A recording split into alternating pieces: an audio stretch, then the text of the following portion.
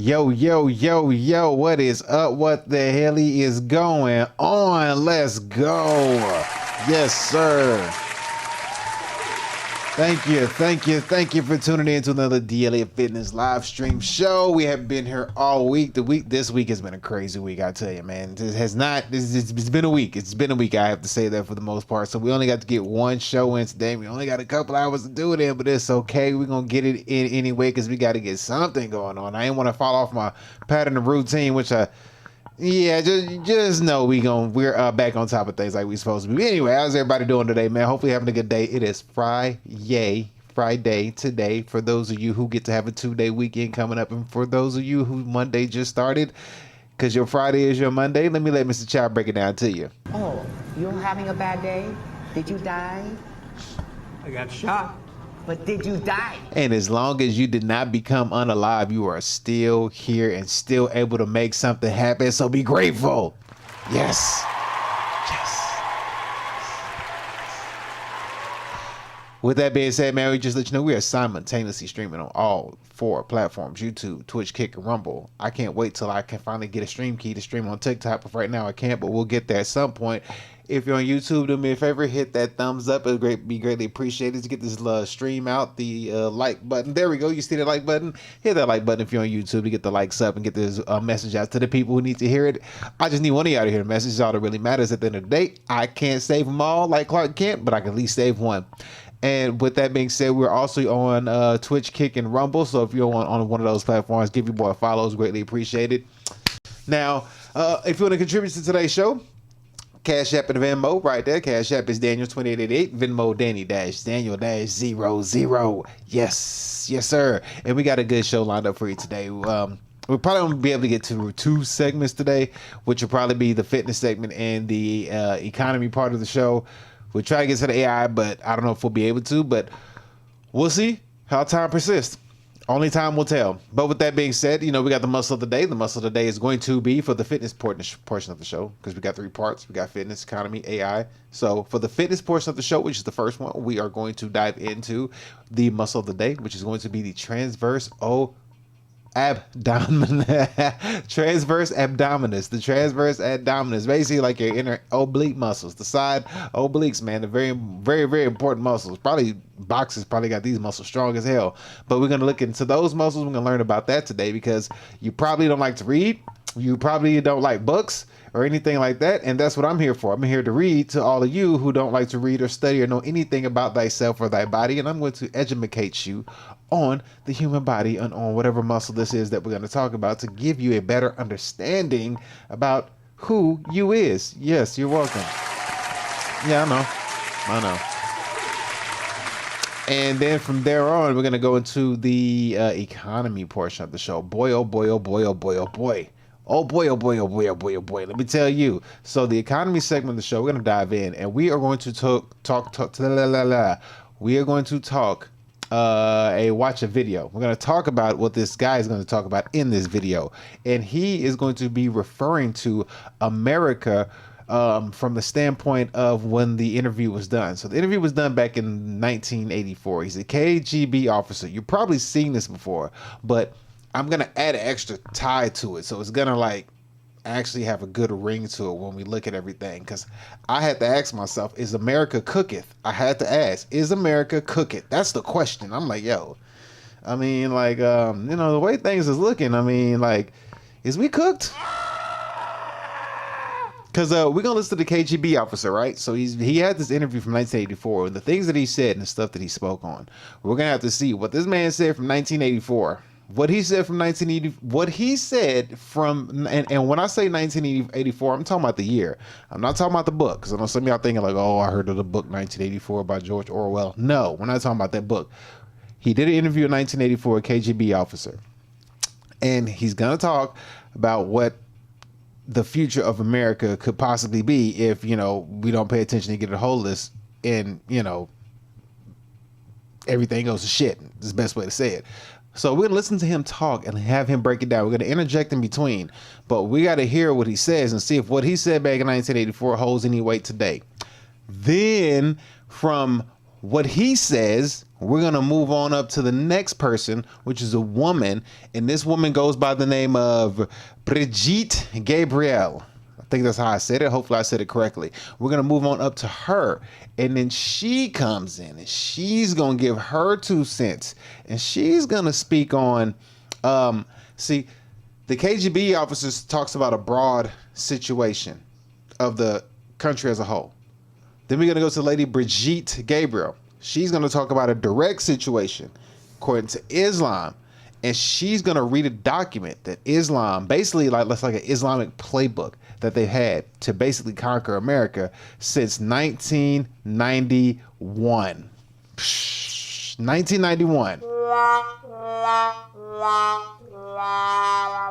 She's going to go in, give us an education of the document, and we're going to look at the document and see if what she says stands true to the test of time today. And if we can look at what the KGB officer was talking about and see if what he was talking about and then tie into what he was talking about holds any weight to what she's going to read to us about this document. And then we're going to look at today's today's time and look at today's life and see if what these people have been trying to warn us for the past, 40 years at this point, 40, 30 years, what they've been trying to sound off, if what they said is what they're talking about, is it going to come to fruition? Has it already come to fruition? Are we too late? And is America cooketh? Yeah, it's that deep. It's that deep. And once you see it, you're going to kind of have to ask yourself, like, hold on, like, something ain't right. Like once you hear it, you're going to probably look around and be like, man. I said, God damn. You have to ask yourself some serious questions just to see, like, is it too late? Is there a chance to reverse this? What's going on? We have to dive in and look, because it's very important. It's very important. Then if we get to AI, I don't think we will, because I have to, give a thorough education and a thorough understanding of the economy segment of the show. But we're going to try. And if we can, we're going to talk about the future of robots. Because good news, at least in the AI world. What country is it? Is it Germany or Russia? Who is it? Germany or Russia? Russia has unleashed their first humanoid or human-like robot. So we're going to take a look at that. So shout out Russia. All right. That will be one of the things we look at AI, and we'll tie it in with some other things. But that's going to be like the main thing, and look at some other robots and see how things are progressing in the AI robot world of things. Because, things are moving for sure. And you may not seem like it. Uh-oh. You turn them sounds off. Things may not seem like it, but, it's moving and grooving, and they are making things happen for sure, whether you like it or not, or whether you care about it or not. They're going to make this robot world a serious thing. And we have some things that we're gonna have to look at as far as that goes, because you may think that it's not serious, but it's hella serious. I mean, it's like beyond serious. I mean, at the end of the day, the more the robots come into this world, and the more they put them out, and the more they do more and more jobs and things like that. Just imagine a world in 5 years when they have already said there's going to be millions of robots by the time 2030 hits. So imagine a world of robot in 5 years, right? Think about this. Let me give you a quick hyper scenario real quick. All right. I need to get my Wayne's World sound. That needs to be a sound bite. I need to actually get that as a sound bite. All right, so imagine this. It's 2030. We got robots doing human jobs, let's call it the easy jobs, right? Let's just call it, oh Lord. And I forgot where I was going with this. What was I saying?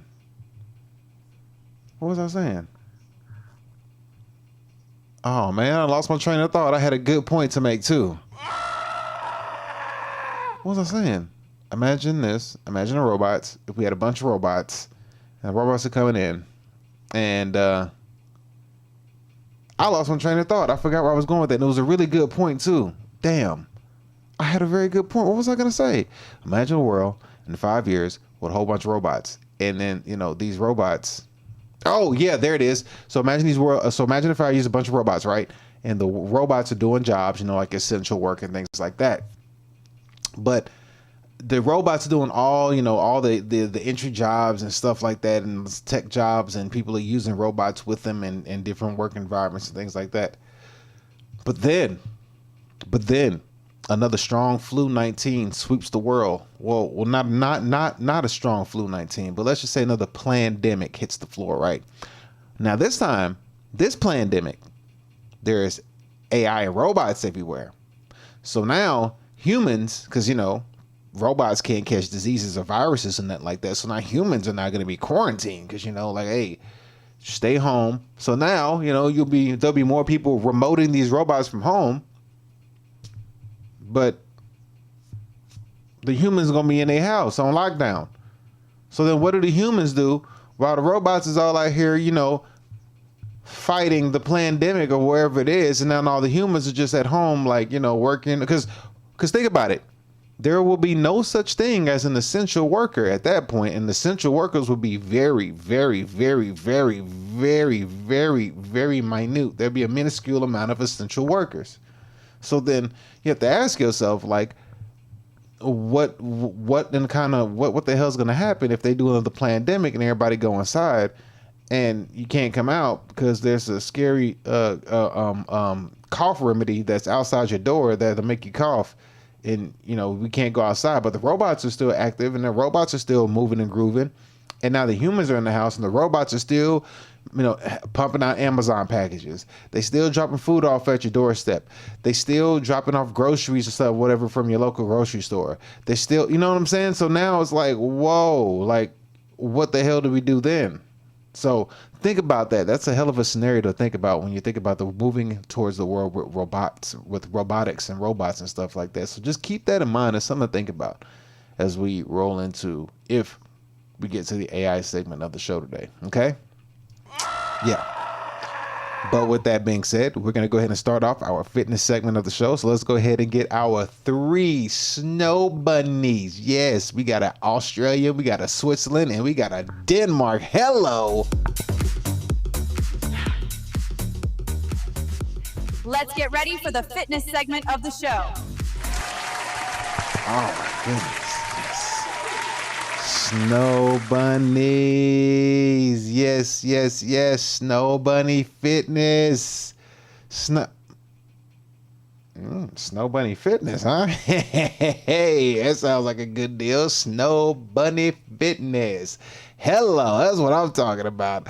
All right, ladies and gentlemen, boys and girls, let's go ahead and dive on over here. We're going to get right into it. So we got to get some education going on. We have to learn about our body and know thyself. That's what somebody said, know thyself. So let's see here. We got the transverse abdominis, but we got to change that banner before we do. Bam, bam, bam, bam. All right, cool. So as you see right here, is transverse abdominis on the screen. The screen's not going to match what I say, but just listen to what I say, and I give you something to watch as I say it. Here we go. So, all right, first things first, we have the transverse abdominis, often called the body's natural weight belt. Love handles, in other words. Is the deepest of all the abdominal muscles. Its main job is stability, not movement. It wraps around your torso horizontally like a corset and creates, what does that say? Creates intra-abdominal pressure to protect your spine. Now, the location on this, imagine peeling off. Imagine, okay? So imagine, because this is deep in here, so we have to get it right. Your rectus abdominis, which is your six-pack muscle. Imagine peeling that off, all right? Then you have the internal obliques, which is the middle layer. Imagine peeling that off. And then you get to the transverse abdominis muscles right here, which is the deepest layer hugging the spine. Right here. So this is your transverse abdominis. Right here. You see that bad boy right there? That's what that is right there. Yeah. Now, if you want to get a good idea what this looks like, there's an artist by the name of Robbie Williams, I believe. I think it's Robbie Williams. Robin Williams or Robbie Williams. He had a song called Rock DJ. Go watch that video if you want to get a good idea of what the muscular portion of the body looks like. I would play it, but I won't get a copyright, but go watch that video if you want to know what the human body looks like. It is the most unsuspecting video you will ever watch. Watch it to the end. It's the most unsuspecting video you won't be ready for what you're about to watch. Anyway, moving on. The origin points is going to be it's where it originates from. So there's 4 key structures. So it's going to be from the origin point. One is going to be from the iliac crest, the top of the hip bone, the thoracolumbar fascia, the thick connective tissue in the lower back. Then we have the inner surface of the ribs, number 7 through 12, the lower ribs, and then the inaugural ligament, a band of tissues that run from the hip bone to the groin, which is what we just saw right there. I'll give y'all a good look. From the hip bones to the groins, yes, those tissues right there. Insertion points. Insertion points is really where it inserts into the muscle at. So it's going to be the linea alba, which is the vertical connective line down the abdomen, the pubic crest, the front bottom portion of the pelvic bone, and this insertion is what helps clinch the abdominal wall or cinch the abdominal wall. This is really hard to read. ChatGPT needs to have a zoom in feature. They're all things they got. You can't zoom in. Anyway, the primary function is core stability. Number 1. Number 2 is intra-abdominal pressure.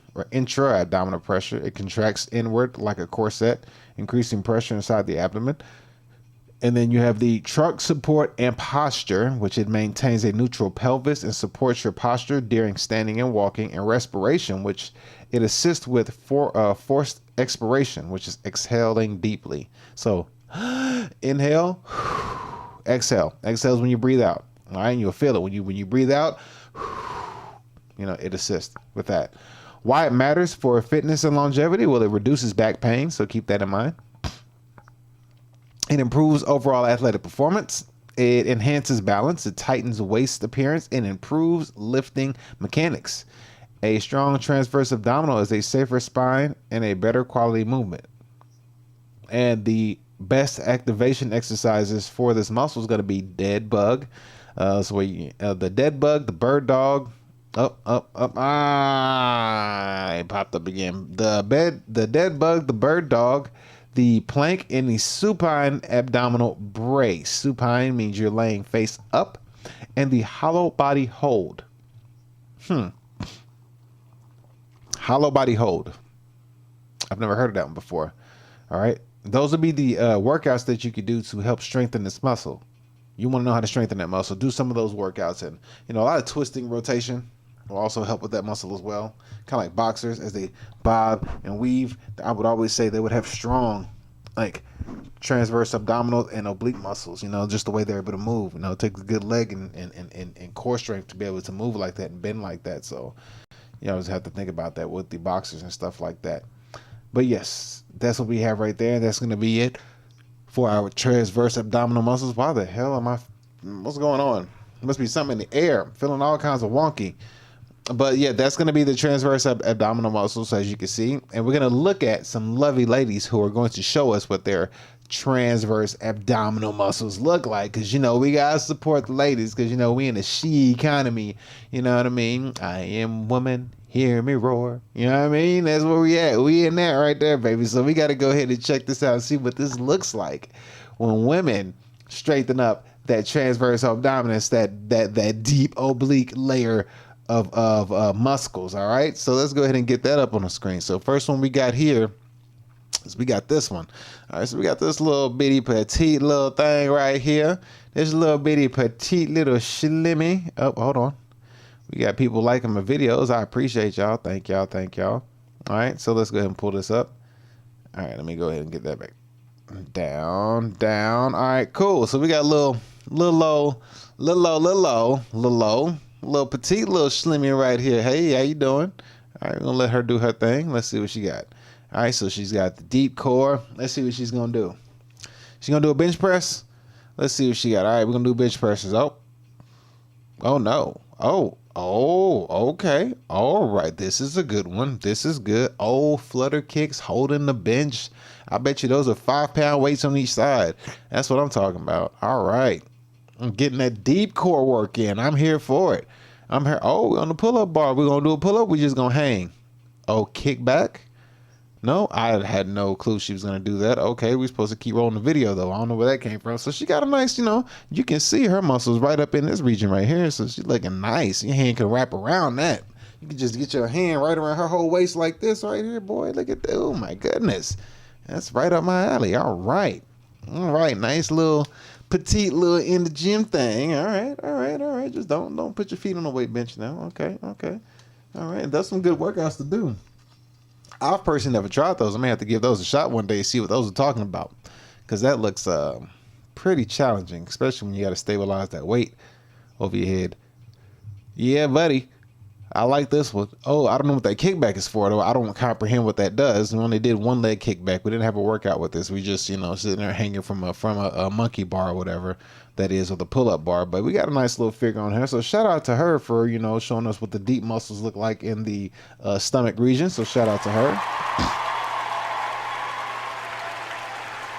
Next one we got, oh man, this next one. Oh, y'all gonna like this one. If you don't, then that's your own problem.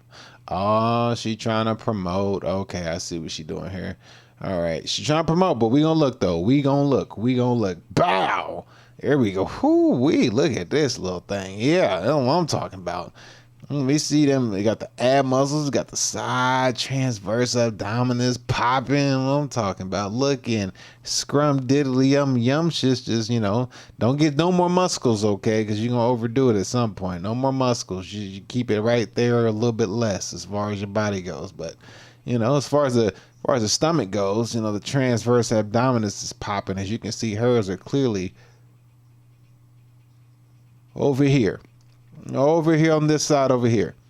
Clearly, the transverse abdominis muscle. So she's right over here. Whoa, quit moving the camera. Oh, she's trying to sell you something, but we trying to look at something. There we go. Just got pretty sure her boyfriend or her husband is being the camera individual. Hey, he's putting it out here for us to look. We gonna look. So shout out to her for that one. So there's that one. We got another one coming up right here. What we got next? Oh man, oh Jesus, ladies and gentlemen, boys and girls, bam, I bring to you, I don't know what this has to do with abs, but look at how flat her stomach is. I'm here for it.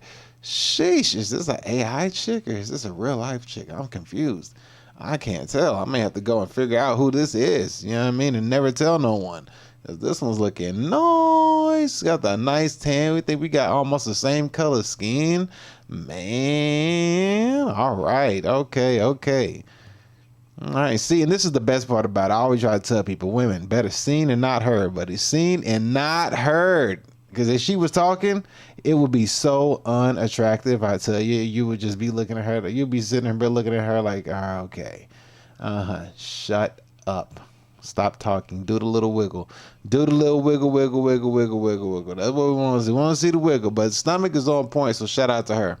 Next one we got here. Oh my. Okay. Brazil's in the building. Oh, you can see her transverse abdominal muscles going on right here. Now, I must say, because it is Brazil, it is Brazil. You got to be careful with this.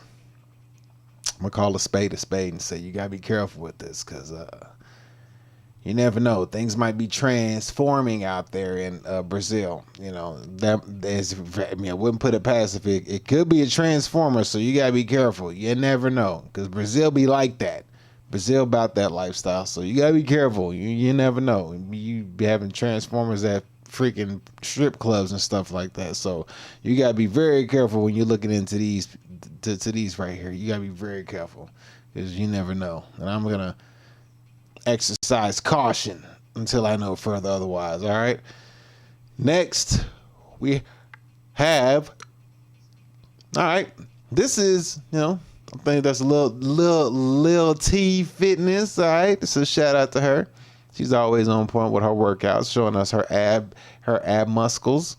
She got the flat back right there. Like literally the lower back is flat on the floor. So she's doing, and she a calisthenics person. So she got that hidden strength.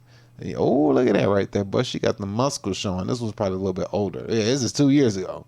Yeah, this is 2 years ago. But look at that. Look at that. Oblique focus calisthenics core. So she in there getting the calisthenics core going on. Shout out to her. Getting the core workout for sure. Getting that workout in. Yeah. All right. Yes, sir. All right. We get the stiff one leg up, one leg down. The lower body movement is on point. Strong hip flexors all the way. Yeah, boy. Shout out to her. Next, we got random chick in the bathroom. Oh, we getting the before and after shot. Okay. All right. Let's go ahead and give you. Go ahead and give you the hand. Yeah. And this is before and after. This after is what, May 13th is when this was posted. So she looking pretty good, man. She did her thing. Shout out to her, man. She got it going on, man. Hey, that's what I'm talking about. That's what I like to see, man. She looking good. Nice stomach region, because abs are made in the kitchen. That's where your abs is at, in the kitchen. They not no gym, they not no weight room. Who we got up here next? We got another one too. Already got another one showing off her ass. Okay. Oh, all right. Yeah, strong belly.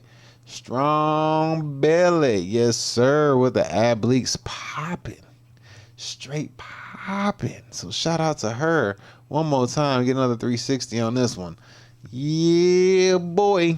All right. So shout out to her on that one. And we got, oh my goodness. The neck down is on point. Whew, the neck down is nice. All right on this one. Where's my sound? Do I have a sound right there? No? Where is it? There it is. Oh my God. Oh, what? No, that's not it. Here it is. Oh my God. Wow. Yeah, I have to say the same thing. Like, wow. You know what I mean? Up. Shadow of a boyfriend or hubby or simp out there recording her. But shot body is on point though. Everybody's real nice. Yeah, for sure. May have to dive deeper and see who this is. You know what I'm saying? May have to figure out who this one is. All right. So shout out to her for doing her thing. I have to look into her for sure. Yeah, this looks nice. Look at that. Abs and obliques on fleek. Shout out to her for real. That is looking dynamite. Yeah. Yes, sir. That's looking very good. Scrum diddly umptious. Yeah, when was this? This is February of this year. She on point. On point. As the ladies would say, period. Yeah, whatever. So shout out to this lady. I'm going to have to dive into her and look at her on my own time. What we got here? We have a snow bunny. All right, nice little snow bunny here. All right. Oh, okay. All right. Give us a little shake. What we got going? Oh, this is a nice shot for sure. All right. Snow bunny staying in shape, doing her thing, getting these workouts in, as you can see. This is an old one. This is okay. All right. Well, shout out to the back shots you're giving us, sweetie. We appreciate that. There we go. This is 2021. This is old. Okay. Yeah. I wonder what she looks like now. I'm just curious now that I see how old it is. I'm like, hold on. Who are we dealing with now? Let me find out. Let me do some investigation real quick. Let me see what she looks like now. I'm curious. Let's see what we got going on now. But shout out to her for those workouts. She looked good. Give her that. Let's see the updated version. Oh, not too bad. Oh, let's check out the updated version. Here we go. This is 4 years later. I mean, she aged for sure. Jesus. But let's see. Okay, she got a little bit thicker, maybe a little bit more toned. I'm trying to give her the benefit of the doubt. I can't tell. All right. Well, there's that. All right. I'm going to have to see if I can catch her in a two-piece. Can we catch her in a recent two-piece? Let's see. Before babies. Oh, okay. I see what she's saying. She's doing the whole before and after baby thing because she cried about getting her 20-year-old body back. I know that's October of 2025. Yeah. Where are you posting that? Do you have a link in the bio? Let me see. Does she have a link in the bio?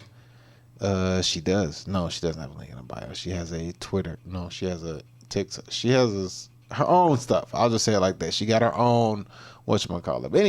Anyway, I digress. Let me get out this one.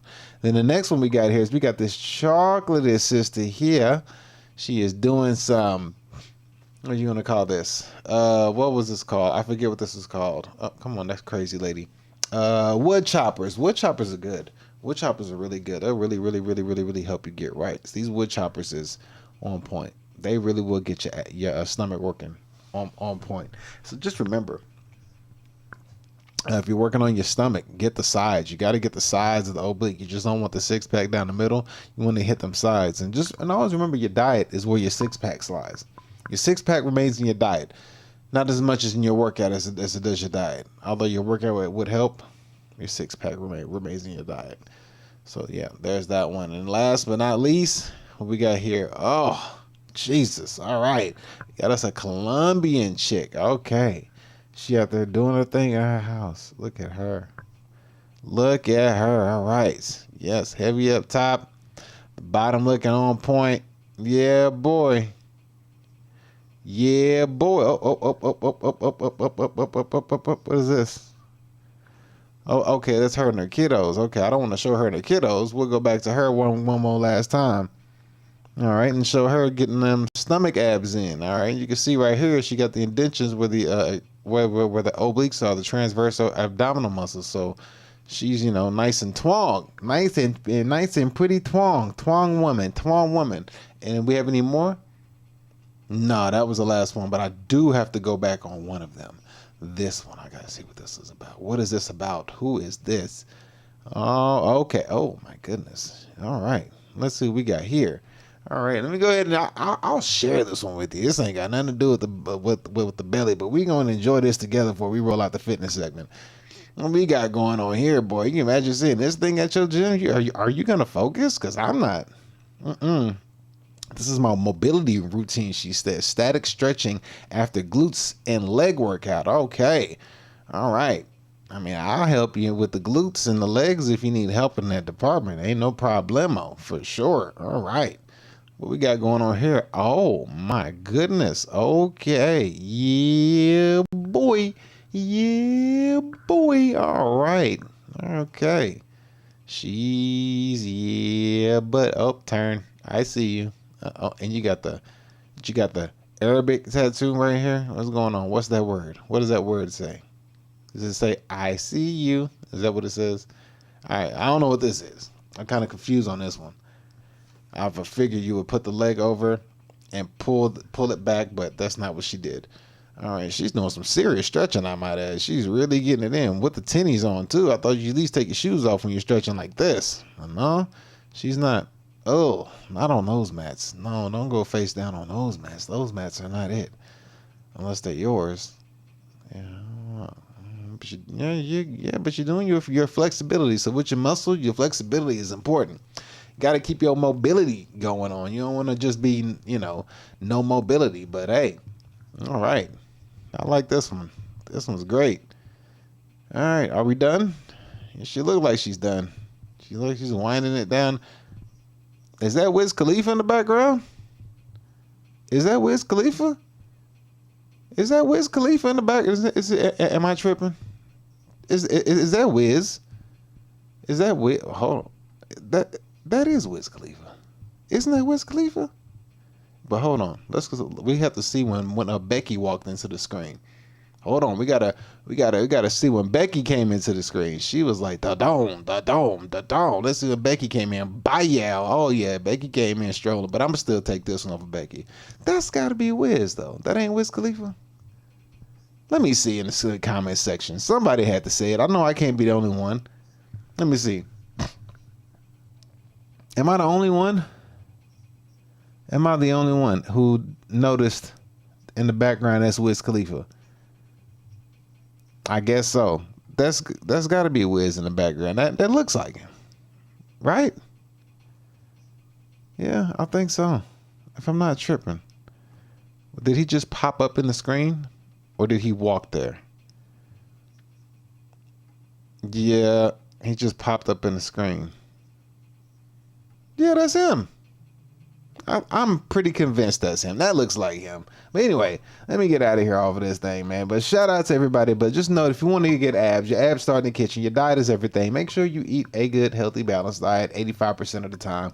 Lock in, dial in. It ain't cheap either. It ain't cheap to do. So you got to have money to make said things happen. But once you get it done, then it's like you have this passive income body. As I heard Alex Hormozy say, you got a passive income body. So you can get off, but when you get back, you'll be right back like none of it happened. But when you lock in, you got to lock in. You got to lock in. It's not a cheap endeavor to do. It is expensive because food is so damn expensive nowadays. But if you make it happen, you're able to do it, man. It's well worth it. It's a hell of a feeling. It's well worth it, and you will never want to go back. You'll be addicted to it. So keep that in mind. But yeah, so shout out to those people on there, man.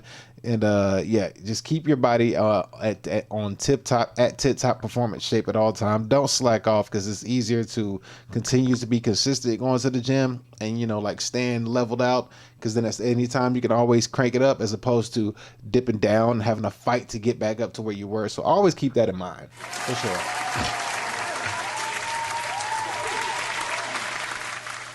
All right, with that being said, we're gonna go ahead and slide up off of this. What is this? We have to keep that one too. Is that the same person? Is this the same person? No, this ain't the same person. This one is an older fitness lady. You can tell she's old. Yeah, and she on juice, because her body is bricked up. Pause. She got a rocked up hard body, so that doesn't look too appeasing. It doesn't look too appealing, but whatever. But yeah, well, we gotta keep this one too. That was the we ain't sure. Yeah, that was the we not sure chick. So we'll keep that one, and then we gotta get rid of the rest of y'all. Yeah, we're gonna get rid of the rest of y'all. We're just gonna keep 2 out of the whole squad. Yeah.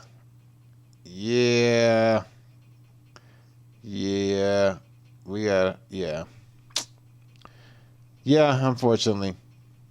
But anyway, with that being said, we are going to go ahead and slide into the next segment of the show, which is going to be the fitness portion of the show. We have to take a look and see what's going on in the, the next segment of the show is going to be the economy portion of the show. We have to dive in and see what's going on there. We got a lot of stuff that we have to talk about and clear up, because it's going to be hella interesting, because we got to see, is America cooketh or not? We've got about an hour to talk about if America's cooketh. So we got to figure this out and see if we are on a brink of a demise that's been planned and predetermined, or had a plan set in place. And is it executed? Have they fully executed the mission that they're upon us with? We're going to find out here in a minute. With that being said, let's let our sexy lady introduce us to the economy segment of the show, if I can find it. Where'd it go? I can't find it. Where's my thing? Fitness. There it goes. Here we go. Welcome to the economy segment of the show. Enjoy. There we go. There we go. And let me change that banner before we start diving in. Here we go. Did I change the banner on the other one? I hope I did. But before we do start anything, we're going to dive into the economy of the show. Let's get to the economy of the show. But before we do, there's one thing that we have to acknowledge.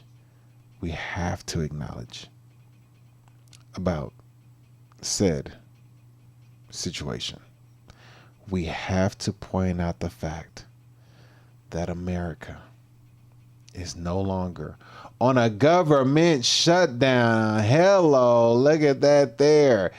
Shutdown is officially over after 42 days, 22 hours, and 25 minutes. Let's go.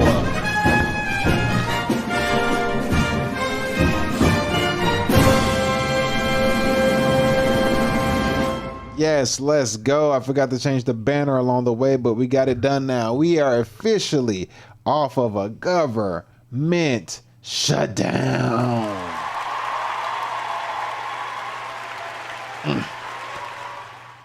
And it says right here, which I'll read to you if it pops up. If it doesn't, we'll just move on to the next thing. But the government was shut down for a good while, I might say, and they finally have reopened it back up.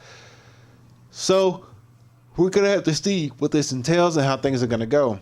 It says right here, November 12th, the government shut down news. So let's see what these people have to say about it. November 12th, government shutdown news. So it says right here, the longest shutdown in history is over after President Trump signed a funding bill to reopen the government, and the House approved the bill early tonight with 222 votes to 209. With nearly every Republican and a handful of Democrats voting for it, it'll take a while for things to get back to normal, travelers say. To continue, travelers may continue to experience the shutdowns affecting the airports, with over 900 flights in and out of the U.S. canceled today. When food stamp recipients will receive their full benefits will vary by state.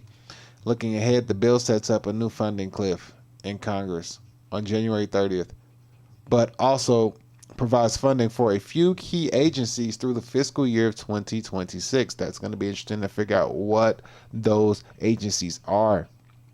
However, we are officially out of the government shutdown, so we no longer have people dealing with a government shutdown. So yes, shout out to everyone that stayed strong throughout that situation. It was not easy, but yet it still happened. So shout out to you, man. Let's get it going.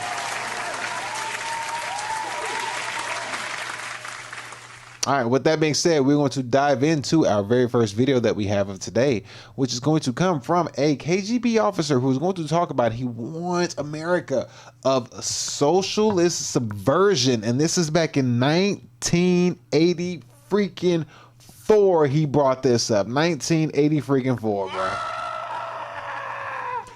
KGB officer was trying to warn America back then about socialist subversion in 1984. Now, let's hear what he has to say. I'm going to interject in between as we go along because how long is the video?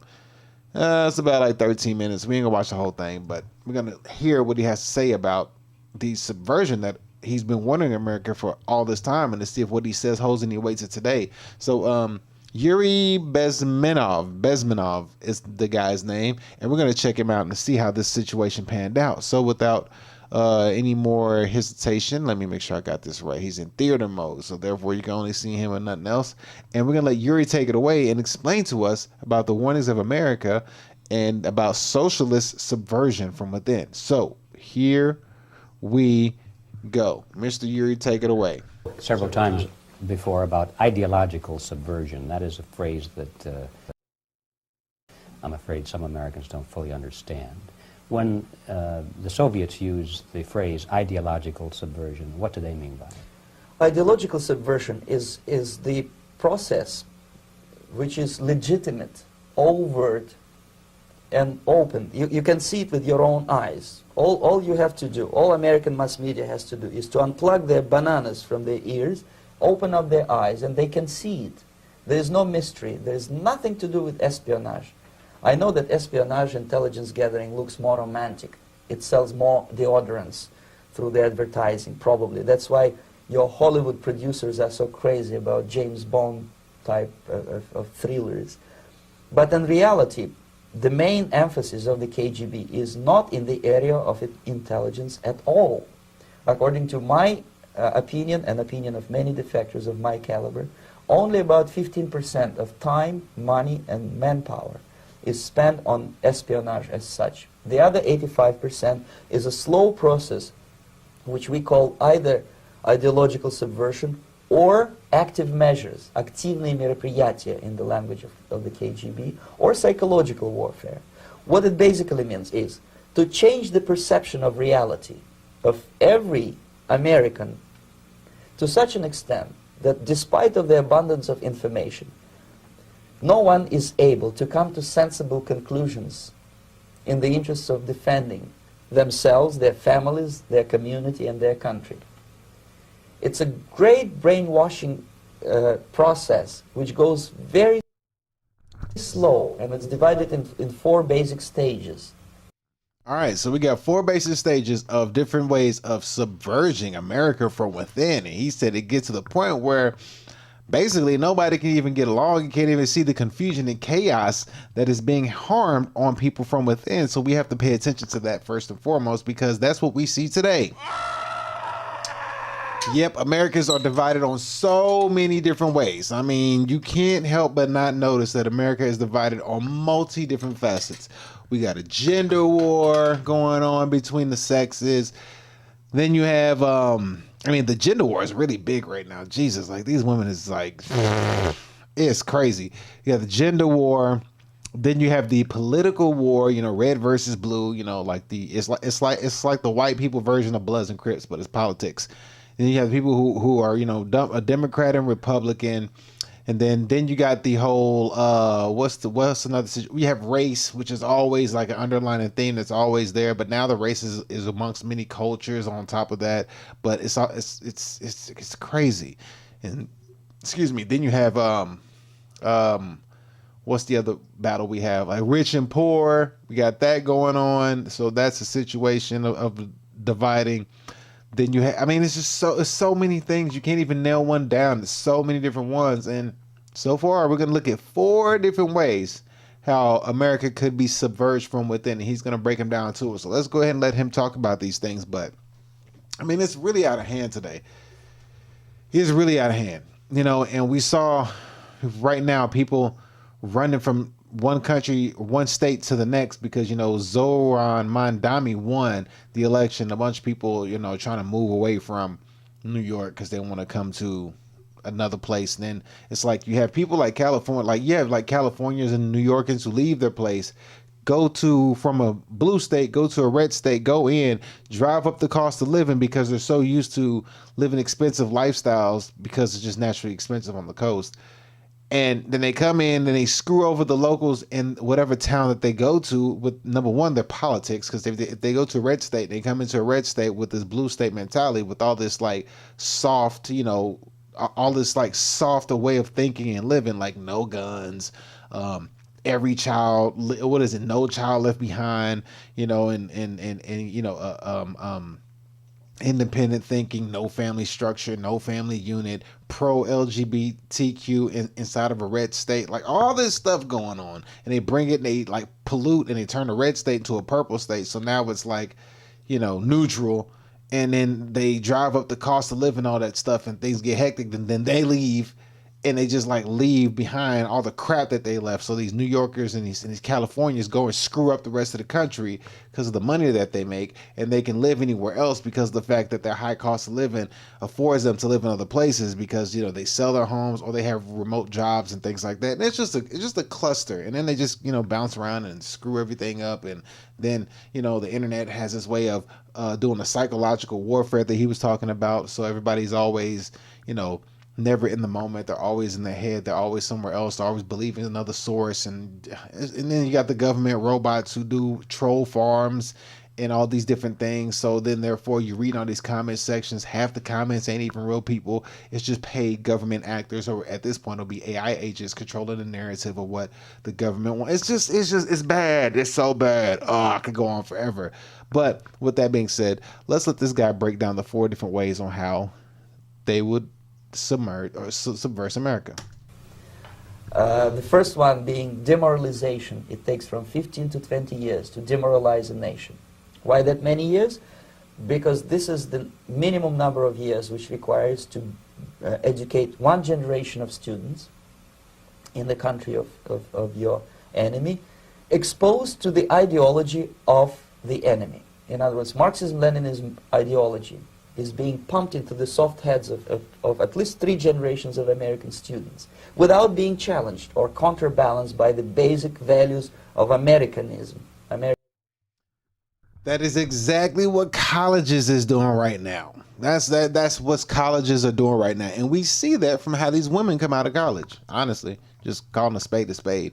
We see that with the ideology that they have, how women come out of these colleges. They come out of these colleges, you know, they coming out the colleges with degrees, hit the ground running, but they mindsets are just completely screwed. Like, it's just like, bruh, what is going on? Like, how is this happening? But what he's saying, it's basically he's saying you get the kids and you get the education system. You get them young and you get them through the system, and then you get them and you put those kind of like mindset, those kind of politics inside of these children's head, and I say children, but young adults' heads. So by the time they come out of college, you can see it on how they think and all this stuff. And like kids, like these kids will go to school, come out of college, and just like hate their country. You know what I'm saying? They like hate their country. We hate patriarchy. We hate capitalism. We hate America. And it's like, what? Well, then, I mean, but you got this cush ass job and this degree, and you're doing fairly well for yourself. What is there to hate? You couldn't do that nowhere else. And if you could, go and see how it pans out for you.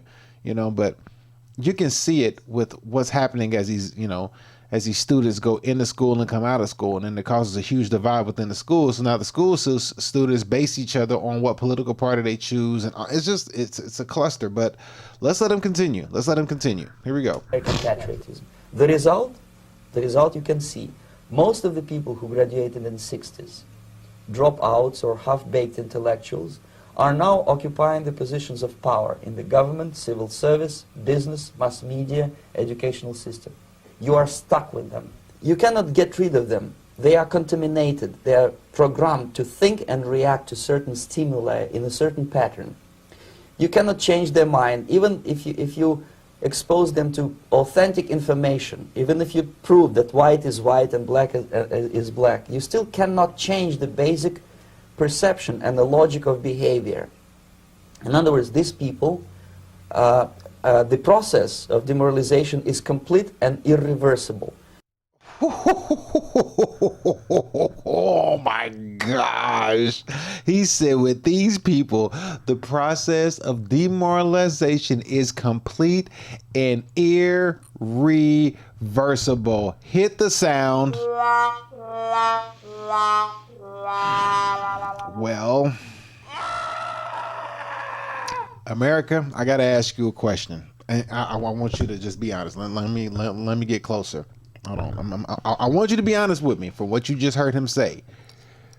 Be honest. Be honest. Do you think that part of demoralization is complete in this country? I'll wait. What do you think? I mean, I'm just saying. I mean, he said that these people, it doesn't matter if you bring facts to their face, they won't get it. It doesn't matter what you say.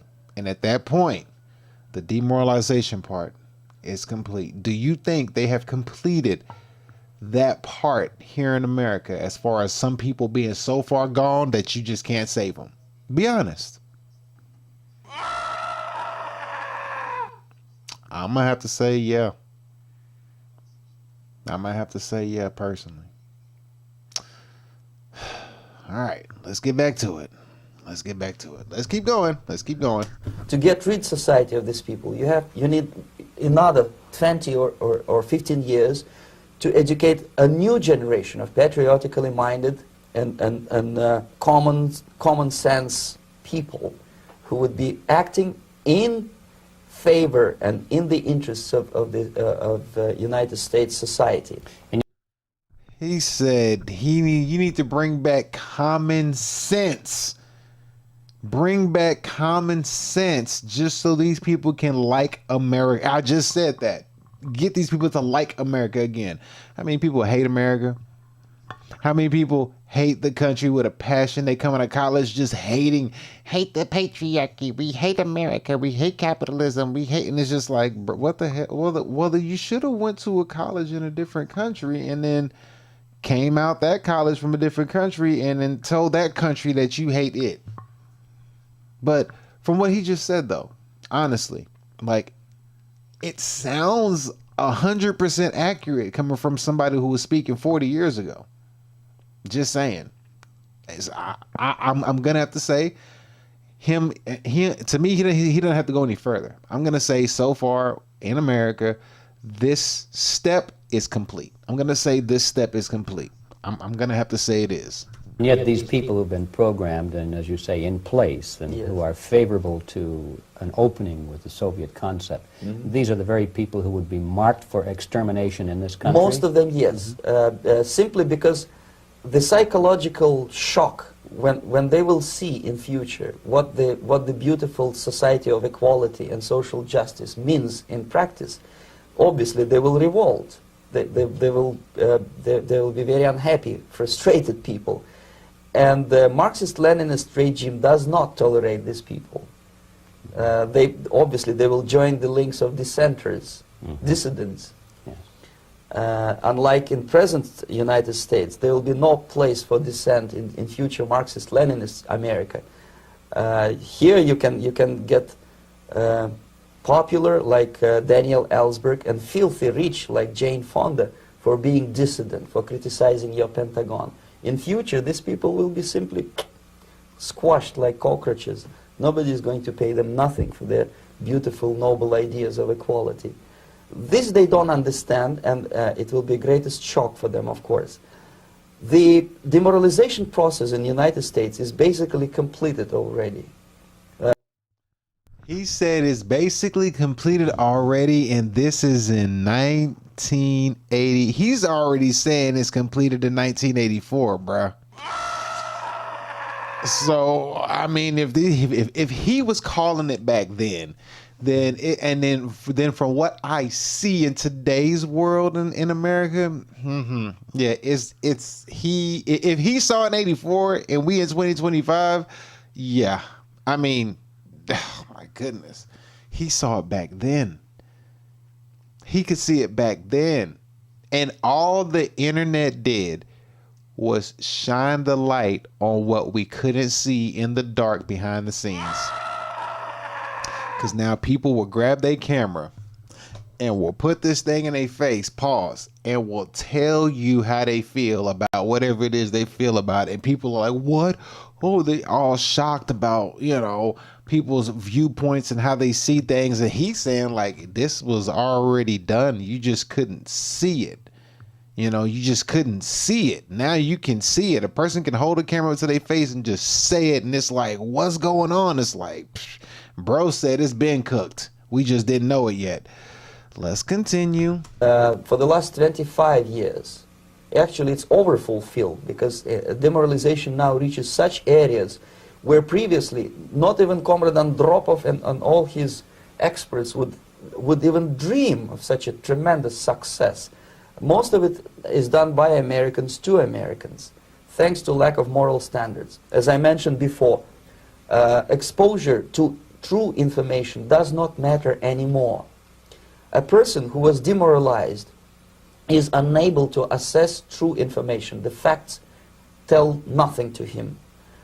Even if I shower him with information, with authentic proof, with documents, with pictures, even if I take him by force to the Soviet Union and show him concentration camp, he will refuse to believe it until he is going to receive a kick in his fat bottom.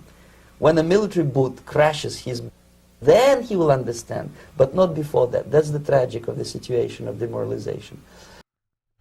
Did you hear that? Did you hear what he said?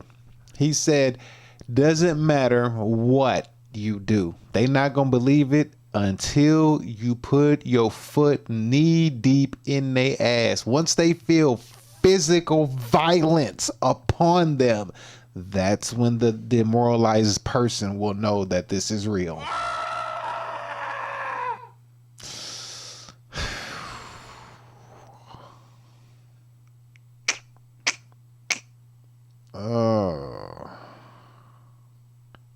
I don't want to say it. I want to say it, but I don't want to say it yet. I'm gonna have to go back to this right here. Whenever we get further down, I'm gonna have to come back to this, because we're only on point 1. He's got to make the other 3 points as well. But so far, the demoralization is done. The demoralization is 100% complete in America. It is a wrap. So he's beyond honest and on point with this. Man, let's see. So basically, America is stuck with demoralization, and unless, even if you start right now, here, this minute, you start educating new generation of Americans, it will still take you 15 to 20 years to turn the tide of ideological perception of reality back to normalcy and patriotism. The next stage is destabilization. This time, subverter does not care about your ideas and the patterns of your consumption. Whether you eat junk food and get fat and flabby, it doesn't matter anymore. This time, and it takes only from 2 to 5 years to destabilize a nation, it's what matters is essentials: economy, foreign relations, defense systems. And you can see it quite clearly that in some areas, in such sensitive areas as defense and economy, the influence of Marxist-Leninist ideas in the United States is absolutely fantastic. I could never believe it 14 years ago when I landed in this part of the world that the process will go that fast.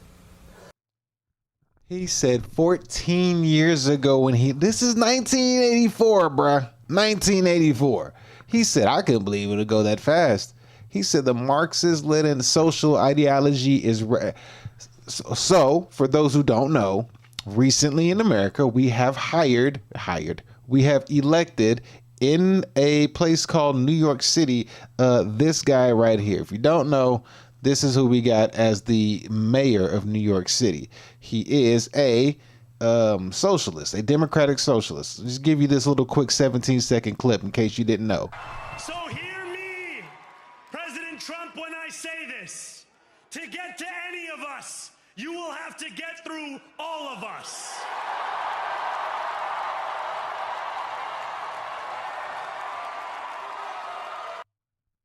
All right, so that guy right there is the mayor of New York. He is a democratic socialist. He's well known. He's from Uganda, but you know his I think it's like his mom is from India. She's Indian or whatever.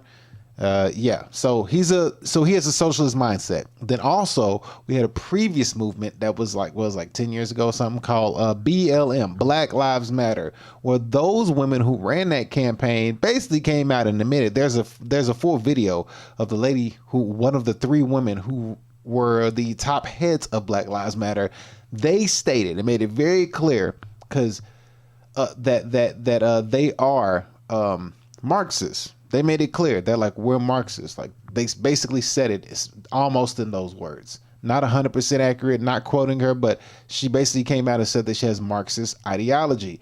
So with BLM, Black Lives Matter, it was like, you know, black people keep getting harmed. But at the end of the day, they were just doing BLM. Buying large mansions is what they ended up doing with the money. That's what they were doing at the end of the day. They bought large mansions and screwed over everybody who was funding them and just took a lot of money in the name of Black Lives Matter, which didn't do anything. And when you saw people out there looting and breaking stuff up, it was Black Lives Matter that was doing it. It was just a her kerfunkle. And at the end of the day, it was just another Marxist, socialist, communist agenda being pushed on. Like I said, that's two I'm showing you right now within a matter of 10 years. So we got a mayor, a democratic socialist mayor in New York. We had BLM, Black Lives Matter, that was like a socialist Marxist ideology regime that ran rampant and bought a hell of a lot of large mansions and got paid like crazy on the back end. So what he's saying, still holding strong. And this is way back when. So everything he's saying is checking out. So we already checked out one. We're going to see if number two checks out thoroughly. We're going to listen to the whole thing. Here we go. The next stage, of course, is crisis. It may take only up to 6 weeks to bring a country to the verge of crisis. You can see it in Central America now. And after crisis, with a violent change of power, structure, and economy, you have so-called the period of normalization. It may last indefinitely. Normalization is a cynical expression borrowed from Soviet propaganda. When the Soviet tanks moved into Czechoslovakia in '68, Comrade Brezhnev said, now the situation in brotherly Czechoslovakia is normalized. This is what will happen in the United States if you allow all these schmucks to bring the country to crisis, to promise people all kind of goodies and the paradise on earth, to destabilize your economy, to eliminate the principle of free market competition, and to put a big brother government in Washington, D.C. That's what we're seeing. We're seeing people so far, they want communism over capitalism. People hate the patriarchy. They hate capitalism. They want government to dominate them. We just saw what happens when they took off SNAP and EBT or whatever. We saw a lot of people, you know, talking about robbing and looting and all this stuff. It's so much to unravel, and to see how many people who believe that communism is going to work out better than what we have now. Not saying what we have now is good, because just like anything, there's good version of capitalism and there's a evil version of capitalism. And maybe with communism, I don't know and I don't want to find out.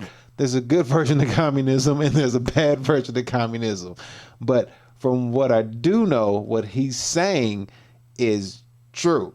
So far, what he's saying all right now, what he's going off of and what he is mentioning is 100% legit with today's time, 1,000,000% accurate. He has not missed the mark, not yet, not even by a little bit.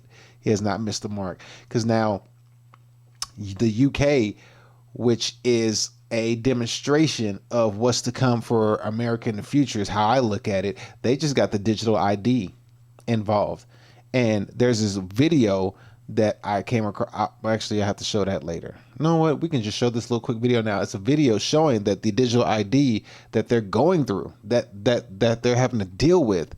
And I'll show you just a quick clip of it. That once the digital ID comes in, everybody knows what it really is. Everybody knows that it's government rule, it's mob rule. They get control of everything. There's nothing that you can do. You cannot hide anything, no shape, form, or fashion. You take away the currency of paper and you put it all digital. You cannot hide nothing. You can't get anything. You can't do nothing without anything being digitalized. And that's what happens when the government has complete authority, complete total power over the people, and people basically give their life away to the government and let the government rule them completely. Now people are fighting a rebellion and going against it, as they should. But what he's speaking on, it's, a lot of people will just go right into it willingly. Yeah, you have some that'll fight, but they're ready for that fight in crisis and chaos, which is what he mentioned. He mentioned there'll be crisis, there'll be chaos, and then there'll be a period of normalization. That period of normalization and crisis comes out of people rebelling against allowing the government to basically rule and dominate them and basically use them as slaves. So what he's speaking on this right now, and we're seeing this. And I'll show you a clip real quick of what I'm talking about is going on over there in the UK. So here's this guy right here. Let's hear what he has to say. Coverage over from the UK, and they're speaking on Londoners lays out the reality of a digital ID. So quick clip. Here we go. ID is control, and then the social security and everything like that. That you see on Tesco online, they're putting weighing things talking about theft. Weigh your trolley for theft. Well, this is not about theft. It's about, you got too much shopping this week, put some back. It will start with, it's theft, and then once everything's introduced, it's, you got too much chicken this week, put some back. If that's the life you want to live, live it. Carbon credits. Already living under that. We don't want that. We want freedom. Why do I need to show you a digital ID to say, I want to buy a pint in the pub? I've got driving license, I've got birth certificate, I've got passport. Why is that not good enough? 1 minute it's mandatory, you must have it to work. Next minute it's not mandatory. Make your mind up. Exactly. So as you can see, it's already rolled out in one part of the world. We're already seeing it. They already rolled it out over there and already doing it. People are already fighting and going against it. They don't want that in their life. And I don't blame them. Like, fight like hell. Like, lay your life down for it if you have to. Like, seriously. I just don't. It's not worth it. Now, again, what this guy's speaking on, he's saying how America could get submerged from within. But like I said, this was 40 years ago. He's been seeing it happen over a period of time. We've been warned. So far, he's 2 for 2. He's got 4 points he's making. He's 2 for 2. Let's let him continue going and see where this takes us. So here we go. With benevolent dictators like Walter Mondale, who will promise lots of things, never mind whether the promises are fulfillable or not. He will go to Moscow to kiss the bottoms of new generation of Soviet assassins. Never mind. He will create false illusions that the situation is under control. Situation is not under control. Situation is disgustingly out of control. Most of the American politicians, media, and educational system trains another generation of people who think they are living at a peacetime. False. The United States is in the state of war, undeclared total war against the basic principles and the foundations of this system. I've been saying this. And I even read you the document on here. I've even did a live stream where I read you the document where I was like, hey, you're at war every day when you get up. They got a war with you every single day. You just don't know it because you're thinking war is like or an airplane. That's what you think a war is. That's what a war was. That's not how they war no more. That stopped. They don't war like that anymore. That's not what it is anymore. It's not running out and shooting and all this and having the World War I, World War II, those style of wars are over. They don't fight like that no more. That's not how this is happening.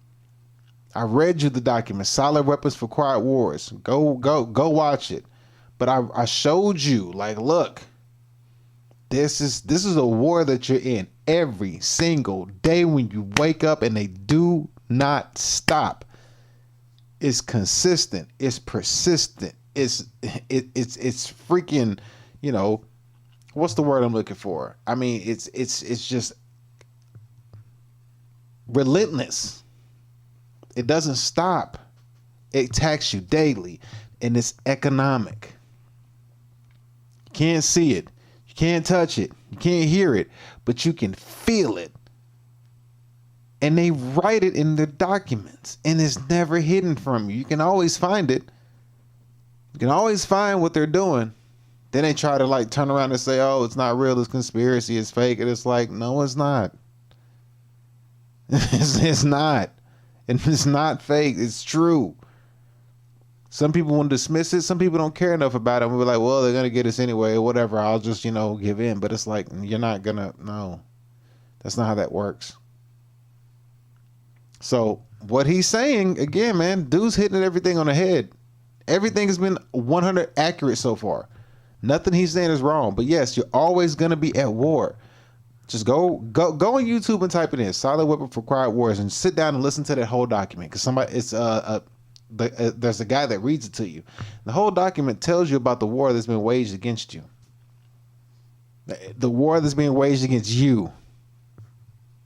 And it just breaks it down to a science, to a T, all the way from the family unit to the individual unit to the kids, everything. It breaks it down to how you're being waged war upon every day when you wake up. Let's let him continue. Here we go. And the initiator of this war is not Comrade Andropov, of course. It's the system. However ridiculous it may sound, the world communist system or the world communist conspiracy, whether I scare some people or not, I don't give a hoot. If you are not scared by now, nothing can scare you. But you don't have to be paranoid about it.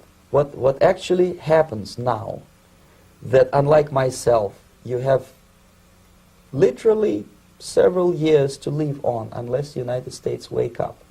The time bomb is ticking. With every second, the disaster is coming closer and closer. Unlike myself, you will have nowhere to defect to, unless you want to live in Antarctica with penguins. This is it. This is the last country of freedom and possibility. Okay, so what do we do? What is your recommendation to the American people? Well, he said this is the last hoorah. It's the last country that has the opportunity to basically, it's like the last capitalist haven on earth. America's got to be the last capitalist haven on earth. And even then, like right now we're in a mix. But America's like the last of the Mohicans, bruh. It's like the last. Well, I think it was that movie. Was it Dancing with Wolves or something like that? Where the Indians was fighting the white man from coming on their land, and the way the white man fought them was because Indians used to live off the animals and stuff like that. They would to eat. They would hunt, and kill buffalo or whatever, and use every piece of the buffalo to eat. I think this is the movie, but in that movie, what the white man did to fight the Indian, there was a scene in the movie where the Indian rode up to a field or whatever, and looked around, and there was just nothing but dead buffalo everywhere. Just dead buffalo everywhere. And they were just like, what? I was like, that's heartbreaking. And it was a sad moment in the movie, too, where you realize, like, they just killed off all their food. Like, wow, they just killed off all their food. A type of warfare. They didn't come at you directly. They didn't come at him directly, and I'm not saying this is like what white people do to you, because as I go further and further and further and further, this is going to get deeper and deeper.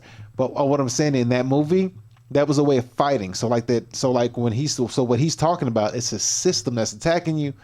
It's not attacking you like deliberately, but it's attacking things around you, your finances, you know, your mentality, your mindset, your philosophy, it attacks everything around you, but it doesn't get you directly physically. It doesn't get his hands on you, but you can feel it. All right, but let's let him keep going. Here we go.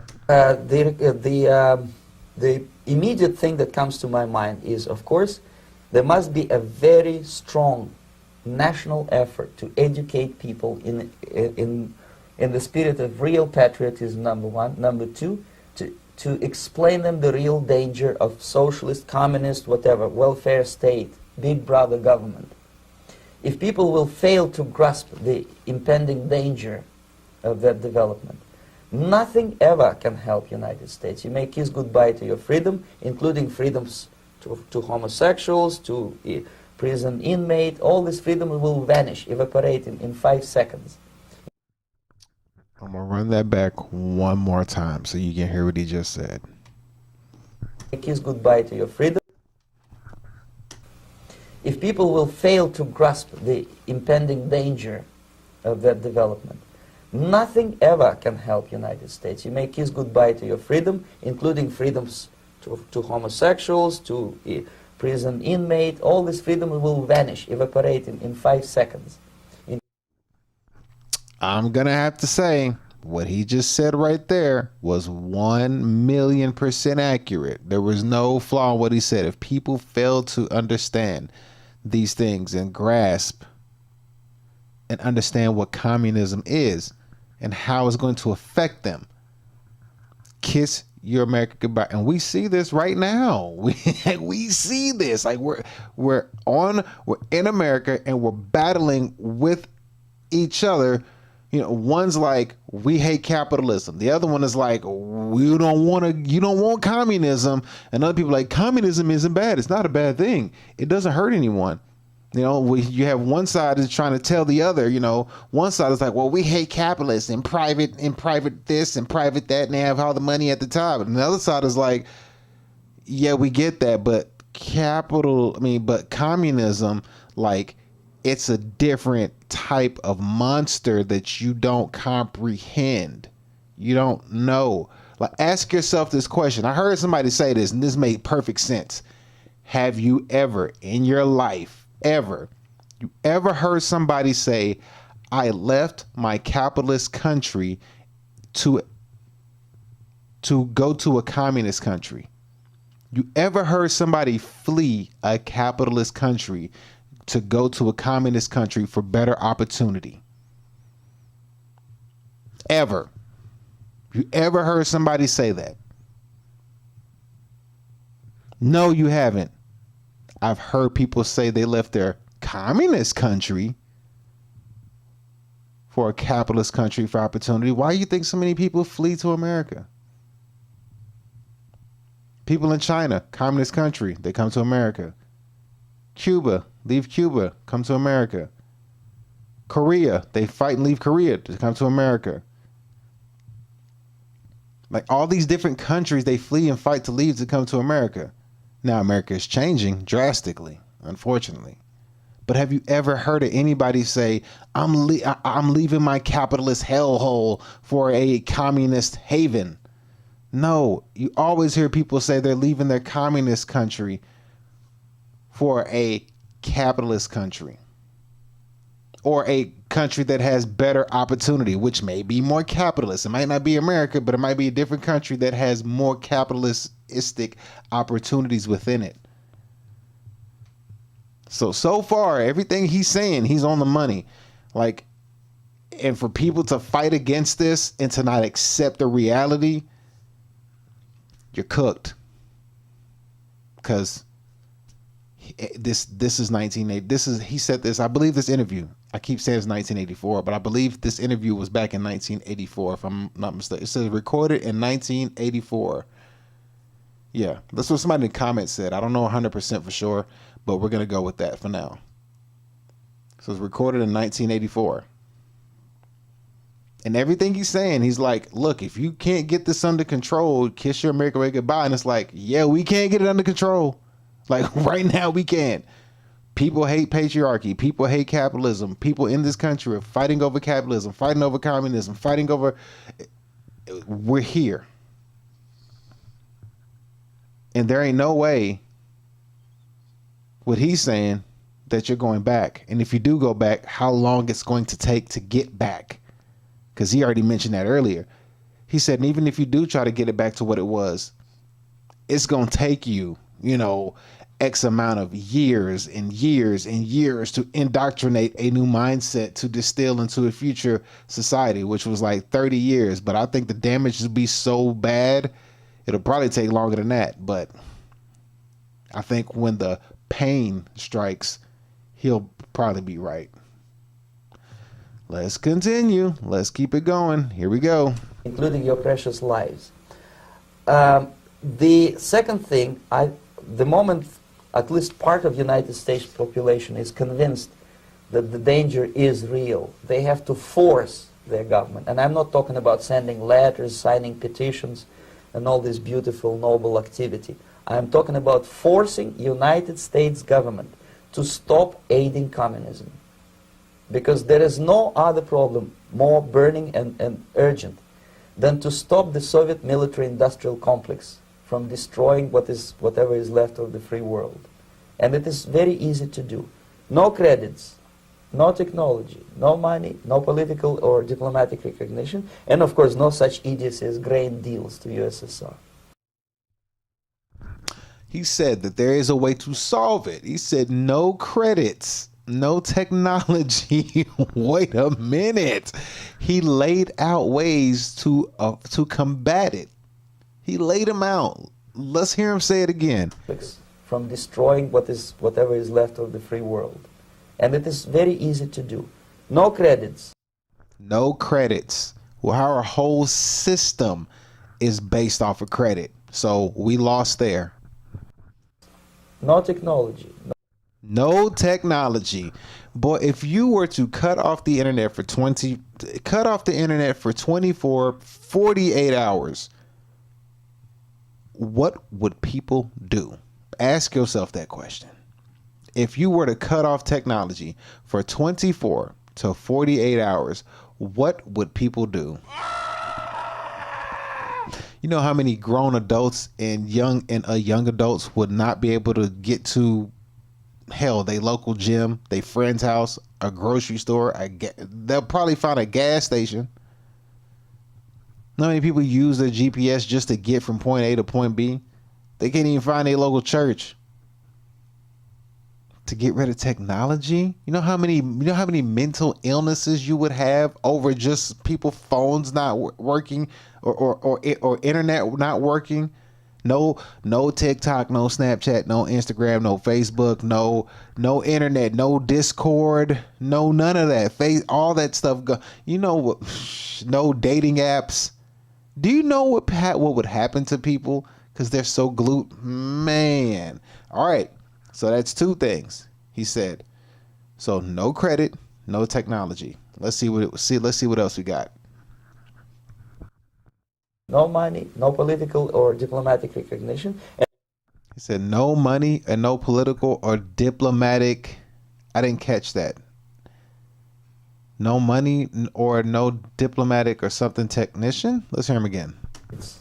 No technology, no money, no political or diplomatic recognition. No money or no diplomatic recognition. I'm not sure what that one would be.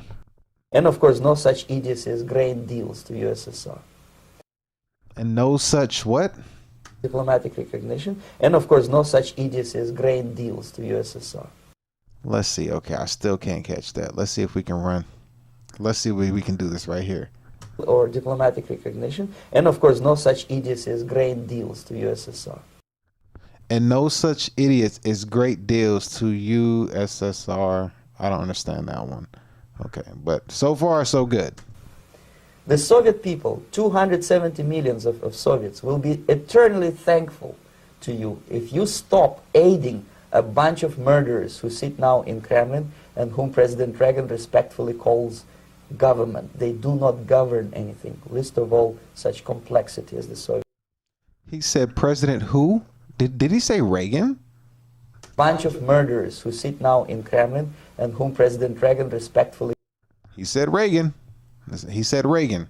...calls government. They do not govern anything, least of all such complexity as the Soviet economy. So basic, two very simple, maybe too simplistic answers or solutions, but nevertheless, they are the only solutions. Educate yourself, understand what's going on around you. You are not living at the time of peace. You are in a state of war, and you have precious little time to save yourself. You don't have much time, especially if you are talking about young generation. There's not much time left for convulsions to the beautiful disco music. Very soon it will go, just overnight. If we are talking about capitalists or wealthy businessmen, I think they are selling the rope on which they will hang very soon.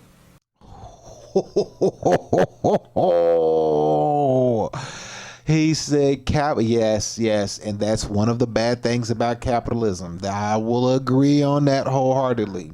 I'm a capitalist, but I agree with that, what he just said.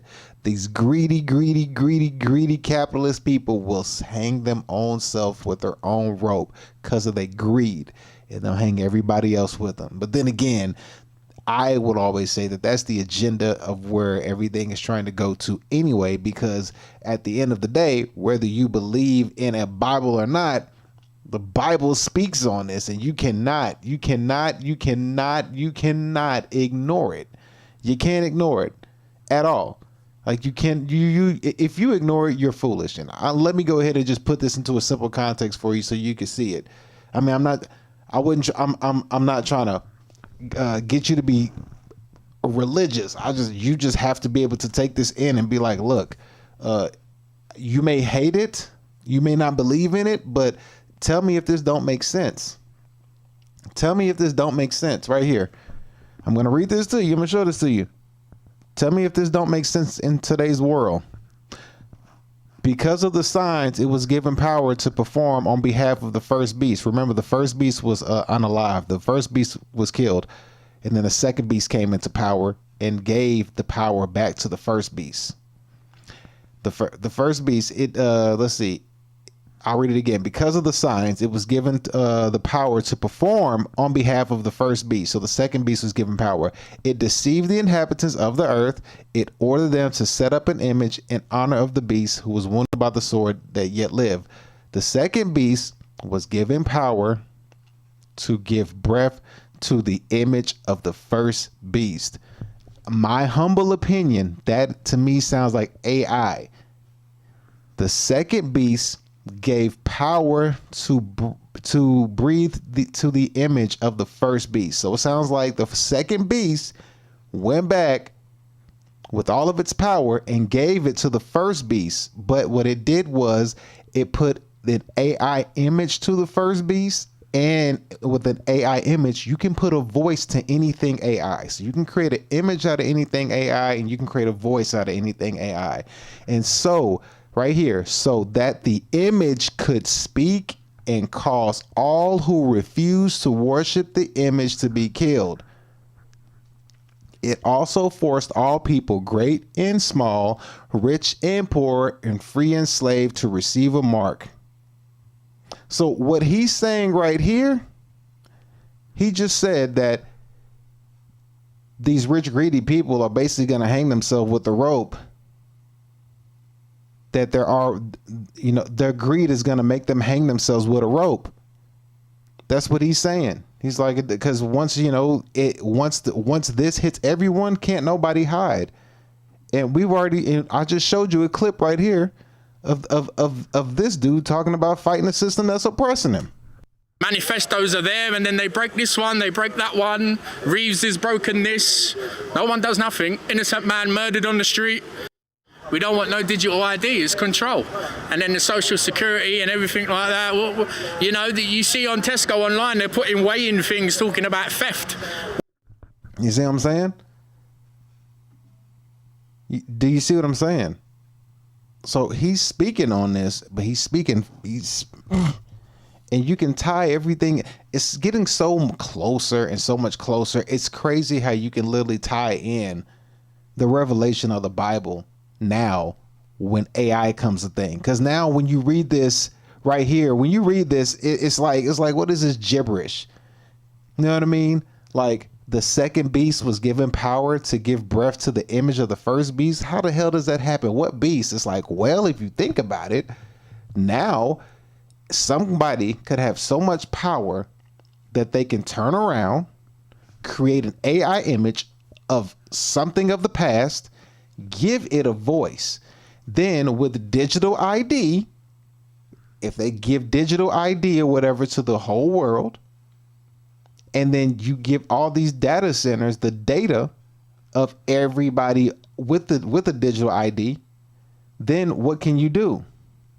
You can give that image so it can speak and cause all who refuse to worship the image to be unalived. So now, with all the with all the data that the data centers have with the digital ID and digitizing everything, you give all that data to an AI to reason. And the AI will be the God of everybody that's in its system. And what will that AI look like? Whatever the hell you want it to look like. It could be a fake person. We all know that. It could be a fake person, a dead person. It could be a monster. It could be anything you want it to be. And then you can give it a voice. And then now that AI image, since you're in this digitalized world, it has power over you. Just like what it says right here. You don't want to buy or sell anything? Well, the AI is programmed to do what the AI does if you don't follow its orders. You can tie this stuff together now. It's crazy. It's crazy when you look at it like this. But let's let Yuri finish. Come on, sir. Hit us with it. If they don't stop, if they cannot curb their unsettled desire for profit, and if they keep on trading with the monster of the Soviet communism, they are going to hang very soon. And they will pray to be killed, but unfortunately they will be sent to Alaska probably to manage industry of slaves.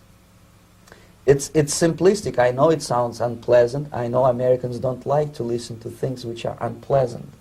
But I have defected not to tell you the stories about such idiocy as microfilm, James Bond type espionage. This is garbage. You don't need any espionage anymore. I have come to talk about survival. It's a question of survival of this system. You may ask me, what is it in for me? Survival, obviously, because unlike, as I said, I am now in your boat. If we sing together, we'll sing beautifully together. There is no other place on this planet to defect to. Special shout out to Mr. Yuri himself. Give that man a round of applause.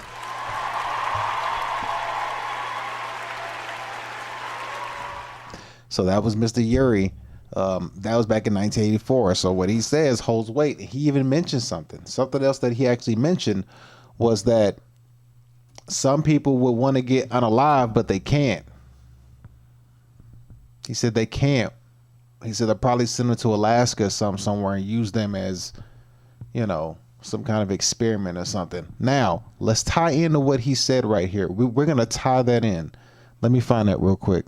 Because listen what he said. Listen what he said if you listen. Of slaves. They will be hanged very soon.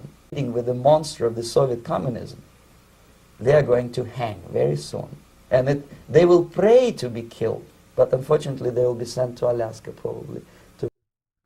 He said they'll pray to be unalive, but unfortunately he was like, yeah, they're not going to let them get off that easily. They're not going to allow them to just get unalive. Now, we're going to look at this from we're going to listen, that little piece right there, we're going to take it from two different perspectives, okay? We're going to take it from two different perspectives. All right. So here we're going to go. Let's see right here. We're going to go with this first and we're going to see where this takes us. All right. We're going to see where this takes us. I'm going to have to go ahead and break this down like a fraction. And it's not going to be too hard to do. It's fairly simple. All right, so here we go. Let's see. Oh, don't do this to me. Not now. Okay, here we go. No, we're good. We're good. Yeah, we're good. All right, so what we have right here. No, don't block this from me. Oh, you suck. Did I already download this though? I think I did. I think I've already downloaded it. Let's see. Maybe I already have it. I think I do. All right, so it'll be right here. Let's see. Let's see. Where is it at right here?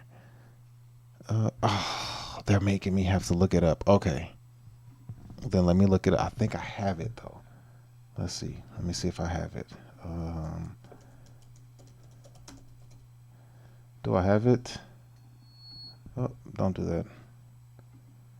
Do I have it? Do I have it? Do I have it? I should have this because I've read this before on this exact freaking page and now they're over here blocking it. That's trash. All right, let's see. We'll do it like this. All right, let's see. Come on. No, we're not downloading anything. We're not doing that. Nope. Come on. I've read this whole thing. You know what? I may have to go to my thing where I looked it up. Let me see. If this doesn't pull up, I have to pull. That's crazy. They're literally making you have to download this. This is wild. All right, cool. I will find it this way because I know I have it. That's crazy that they're doing this. All right, cool. Well, then we'll pull up from this angle over here then. That's wild. I can't believe they did that. Well, that means they're moving fast. All right, so where is it? Let me find this for you real quick. Here we go. Is this the right one? Give me a second. I'm about to have to find this for this to work out. All right, here we go. All right, so we got this. All right, so she read it. Okay, here it is right here. Here's yours truly getting it in. Actually, I gotta. All right, here we go. I gotta use me for this one. Okay, I have to use me. This is crazy. I gotta use me. So here we go. So here's me. All right. So make sure we remember. Yuri said that. What he said is that the rich people. I mean, this goes for any people, but the rich people are gonna basically, end up hanging themselves because they're greed and they're gonna bring in something. But listen to what he says. Here we go. The unsettled desire for profit, and if they keep on trading with the monster of the Soviet communism, they are going to hang very soon. And they will pray to be killed, but unfortunately they will be sent to Alaska probably to manage industry. Okay, so that's what he mentioned right there. So now we have me. So go back to me. All right, so this right here, I was reading something called Project Bluebeam. So like I said, we're going to look at it from two different perspectives. The first perspective is going to be from Project Bluebeam, okay? If you don't know anything about Project Bluebeam, I guess I got to give you a fast crash course on said thing, which is going to take me 2 seconds. So Project Bluebeam basically is something that they are going to use, which is going to basically fool everyone or deceive everyone into believing the second coming of Christ or the second coming of said religious God is returning in the sky, and it's going to look like a fake coming of a Messiah. So people believe, people are going to look up at the sky and be like, oh, my Messiah is here, and they're going to believe it. But it's just a huge hoax. It's a fake. It's to deceive you. Okay? It's just a big deception. It'll look like, it could look like Jesus. It could look like Krishna. It could look like Muhammad. It could look like anybody, as long as you fall for the big deception. Okay? That's what it is about. All right? Now, here I am. I'm about to break this thing down to you. I don't know if this is part where I read the whole thing, but I'm gonna start from the top and allow me to read the whole thing to you. So you get an understanding, and then listen to how it ends. All right. So here we go. World order via technological. There's not them. All right. Someone has. So she literally is reading this thing that I just read to you right here. I read this exact same thing to you right there. She said happened in 94. There's 94. There's Serge Monest. Okay, I already said I read it to you, so that must means I'm a little bit further back. Right here. Serge Monest, however you say his name. She's going to go ahead and talk about said document and said technology here in a second. And she's going to basically... Okay, so then here's the part where I read it to you then. I got to go back to where I read it. So here it is, right? That's her talking about... It's Candace Owens talking about what I'm about to read to you. So then I'm going to read it to you. So here we go. Let's go ahead and get a reading crash course from yours truly. Sorry about that. Here we go. A monast, whatever you want to call him. He's implement a new age religion with the Antichrist as its head and start a new world order via technological stimulated second coming of Christ. The project has 4 steps. She named 4 steps. Remember, Yuri named 4 steps. Yuri named 4 steps. Here we go. Breaking down all archaeological knowledge by faking earthquakes at precise locations around the planet. 2, gigantic space show. 3-dimensional holographic laser projections will be beamed all over the planet. Projections will take the shape of whatever deity is most predominant and will speak in all languages. Whatever deity is most predominant. So you got to get everybody into the belief of one God. Right now, America is like going up in arms because everybody's worried about Islam coming over and trying to, the Islam extreme people coming over and trying to convert Christians or people of no faith into their religion, because their Sharia law, it can be rather extreme in how they implement you into converting into their religion. And then what is it? A dissolution of social and religious order will set loose millions of programmed religious fanatics through demonic possession on a scale never witnessed before. Number 3, telepathic electronic two-wave communications, which involves making people think their God is speaking to them through telepathy, projected into the head of each person individually using extreme low frequency radio waves. And so over time, this has changed. Step 4 has 3 parts within itself. Make humanity think an alien invasion is about to occur. Making the Christians think the rapture is about to happen.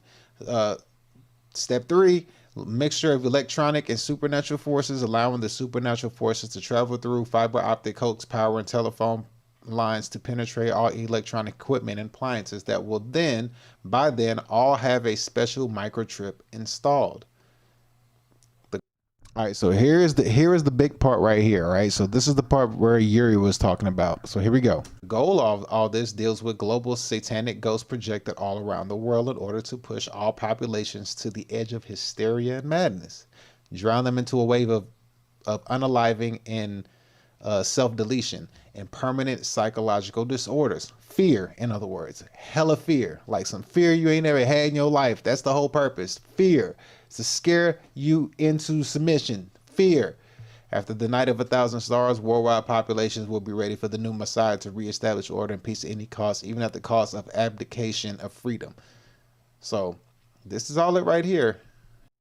Here we go. So this is it. This is what he was talking about. Remember, Yuri just said that, you know, they're going to wish that they were unalive. Well, here it is. And the chaos will break out. People will finally be willing, perhaps even desperate, to accept the new world order, and all people will be required to take an oath to Lucifer with the ritual initiation to enter the new world order. Resistors will be categorized as follows. So if you resist, this is how they categorize you. Christian children will be kept for human sacrifice as prawn slaves. I'll say it like that. And prisoners to be used in medical. They already have the people who, oh man, well, prisoners will be used as medical experiments. I guess it jumped right there. So I had a little jump right there. But yeah, so that goes in line with what Yuri was talking about. That's in line with what he was talking about. Now, from a different angle, we can hit it from another angle. Let's see. We can go back to the Bible where it speaks on, let's see where we can find this at. All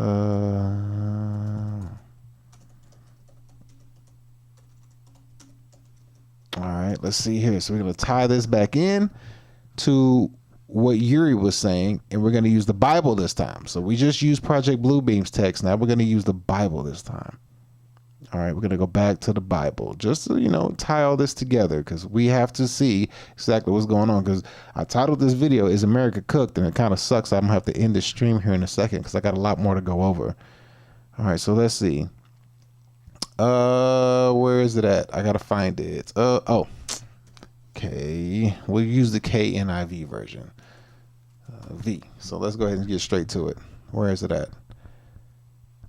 Come on, hurry up. Give me to it. We ain't got much time. All right, so here it goes. Here we go. Let's see. Right here. Okay, right here. So this is kind of like what Yuri was talking about. And it's gonna sound far-fetched when you read it. It's gonna sound far-fetched when you read it. However, kind of won't be far-fetched if you can think of how bad things can get, because there's other things that are gonna play with this. But here we go. So right here, you got this right here. Let me back this up so I can get it all the way on the screen so you can see it. All right, so here it says, and then it came out of smoke locusts upon the earth. Unto them was given power, as the scorpions of the earth have power. It was commanded to them that they should not hurt the grass of the earth, neither any green thing, neither any tree, but only those men which have not the seal of God in their forehead. And to them it was given that they should that they should not unalive them, but they should be tormented 5 months. And their torment was as the torment of a scorpion when he striketh the man. And in those days shall men seek death, and shall not find it, and shall desire to be unalive, and death shall flee from them. It'll flee from them. So it's kind of like what Yuri just said. He said, you're going to get taken to Alaska and get experimented on. So you're not finna just get whacked. You're not finna just get popped. You're not finna get, It's a torture. It's a torture. You could take the same context with the story of Jesus. Jesus didn't just get unalived. They didn't just, go to Jesus and just whack him. It wasn't quick. It wasn't a short thing, You seen Passion of the Christ, that was only a 2-hour segment of what happened. But in reality, I think Jesus got beat for like 12 or 24 hours or something like that. It was a long time. It was a long time. Like to do somebody like that for that long, how you hate somebody that much, bruh? Whew, that's crazy. So putting all this together. Damn, I got like 10 or 15 minutes left. So we see what Yuri's talking about, KGB officer from 1984. So now we're going to move up a little bit further. All right, we're going to move up the time a little bit further. I think, if I'm not mistaken, this lady we're going to talk about next, she's either in the 90s or early 2000s. The way she looks, I want to say 90s, but it could be early 2000s. I'm going to give her like 2000s, 90 or 2000s or whatever. Okay. She's going to do two things, all right? So the first thing she's going to do is she's going to, let's see, what should we do? We're going to have her read a document. This document that she's going to read is called the Muslim Brotherhood Plan for America, all right? Yuri, a KGB officer, was talking about coming communism and how it's basically going to, the warning for America for socialism. This lady, Brigitte Gabriel, she's going to read a 1991 written document, the Muslim Brotherhood Plan for America, and listen to what she says and see if what she's saying lines up with what Yuri said, and then think of if what they implement can have future predictions of what I just read you with Book of Revelations from the Bible, or Project Bluebeam even, or even some of the fates that Yuri spoke on. So we're going to look and we're going to see if we can tie these things together to show that people have been warning.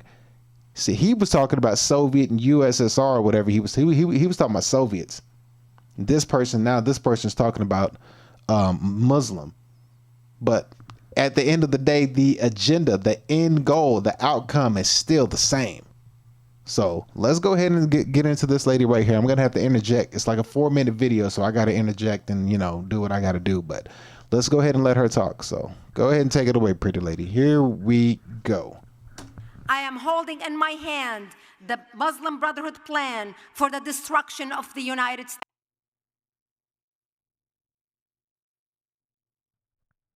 Uh-oh.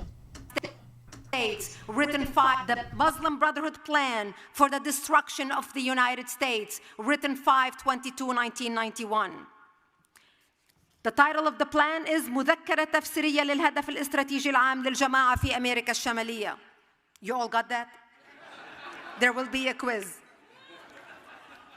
It is titled the Muslim Brotherhood, an explanatory memorandum for the general strategic goal for the group, the Muslim Brotherhood in North America, written 5/22/1991.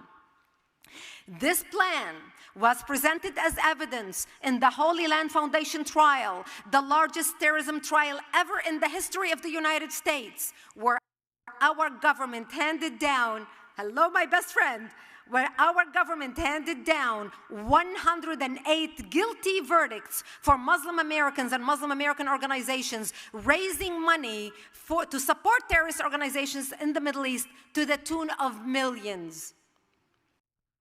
So I'm going to have to hear that again. I'm going to cut on the caption because I want to read what that is and see if I can find that case. Holy Land Foundation trial. Holy Land Foundation trial. Okay, cool. I got it. So I'm going to let her keep talking. I'm going to look it up. The largest terrorism trial ever in the history of the United States, where our government handed down, hello, my best friend, where our government handed down 108 guilty verdicts for Muslim Americans and Muslim American organizations raising money to support terrorist organizations in the Middle East to the tune of millions. And I'm just going to read you a paragraph of this plan, so it'll give you an idea of what I'm talking about. They talk about the settlement in the United States. And I have to put my glasses on because God in His wisdom decided I turned 49 and I needed reading glasses. Wait until I get to heaven. I'm convinced He's a man. If He was a woman, He would know I would look better without glasses. Understanding the role of the Muslim brother in North America. The process of settlement is a civilization jihadist process with all the word means. The Ikhwan, which is the Arabic word for brothers, must understand that their work in America is a kind of grand jihad in eliminating and destroying the Western civilization from within and sabotaging its miserable house by their hands and the hands of the believers so that it is eliminated and Allah's religion is made victorious over all other religions. Is this? Okay, did you hear what she just said? Did you hear what she just said?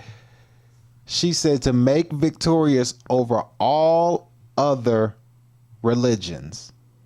Now remember, when I myself read this document to you right here,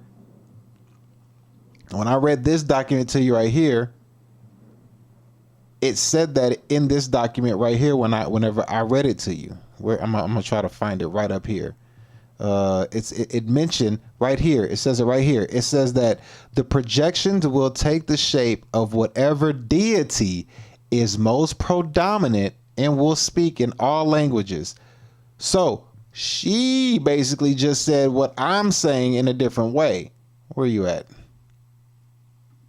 Right here. She said the plan is to make victorious over all other religions. So the plan is to become victorious over all other religions. So they need one deity, one religion in place.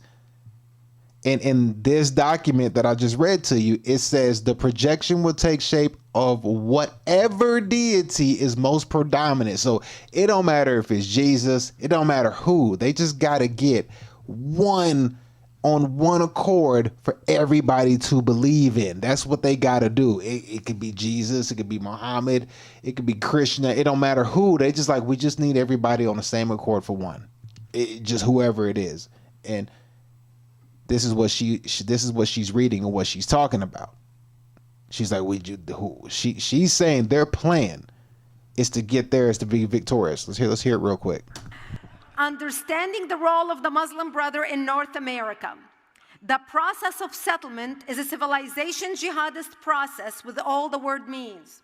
The Ikhwan, which is the Arabic word for brothers, must understand that their work in America is a kind of grand jihad in eliminating and destroying the Western civilization from within and sabotaging its miserable house by their hands and the hands of the believers so that it is eliminated and Allah's religion is made victorious over all other religions.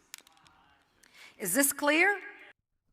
So it's a religious holy war. And it's crazy how they speak on it, because then I've already went over a video where I showed you that the crusades that have went on have been a crusade, a crusade or holy wars or religious wars between Christians and between Islam. And, you can argue for a fact that there's two different kinds of Christians. You know what I mean? Like you have the European Christianity, that you could also say that you have the Arab Islam. You know what I mean? Because then it's like they're both political in their nature. But anyway, you see that it's a religious thing that they're trying to take over because they want everybody to believe in their one true God or whoever, or deity, I would say. And their brotherhood plan is to focus on making their God, Allah, the one true deity of it all.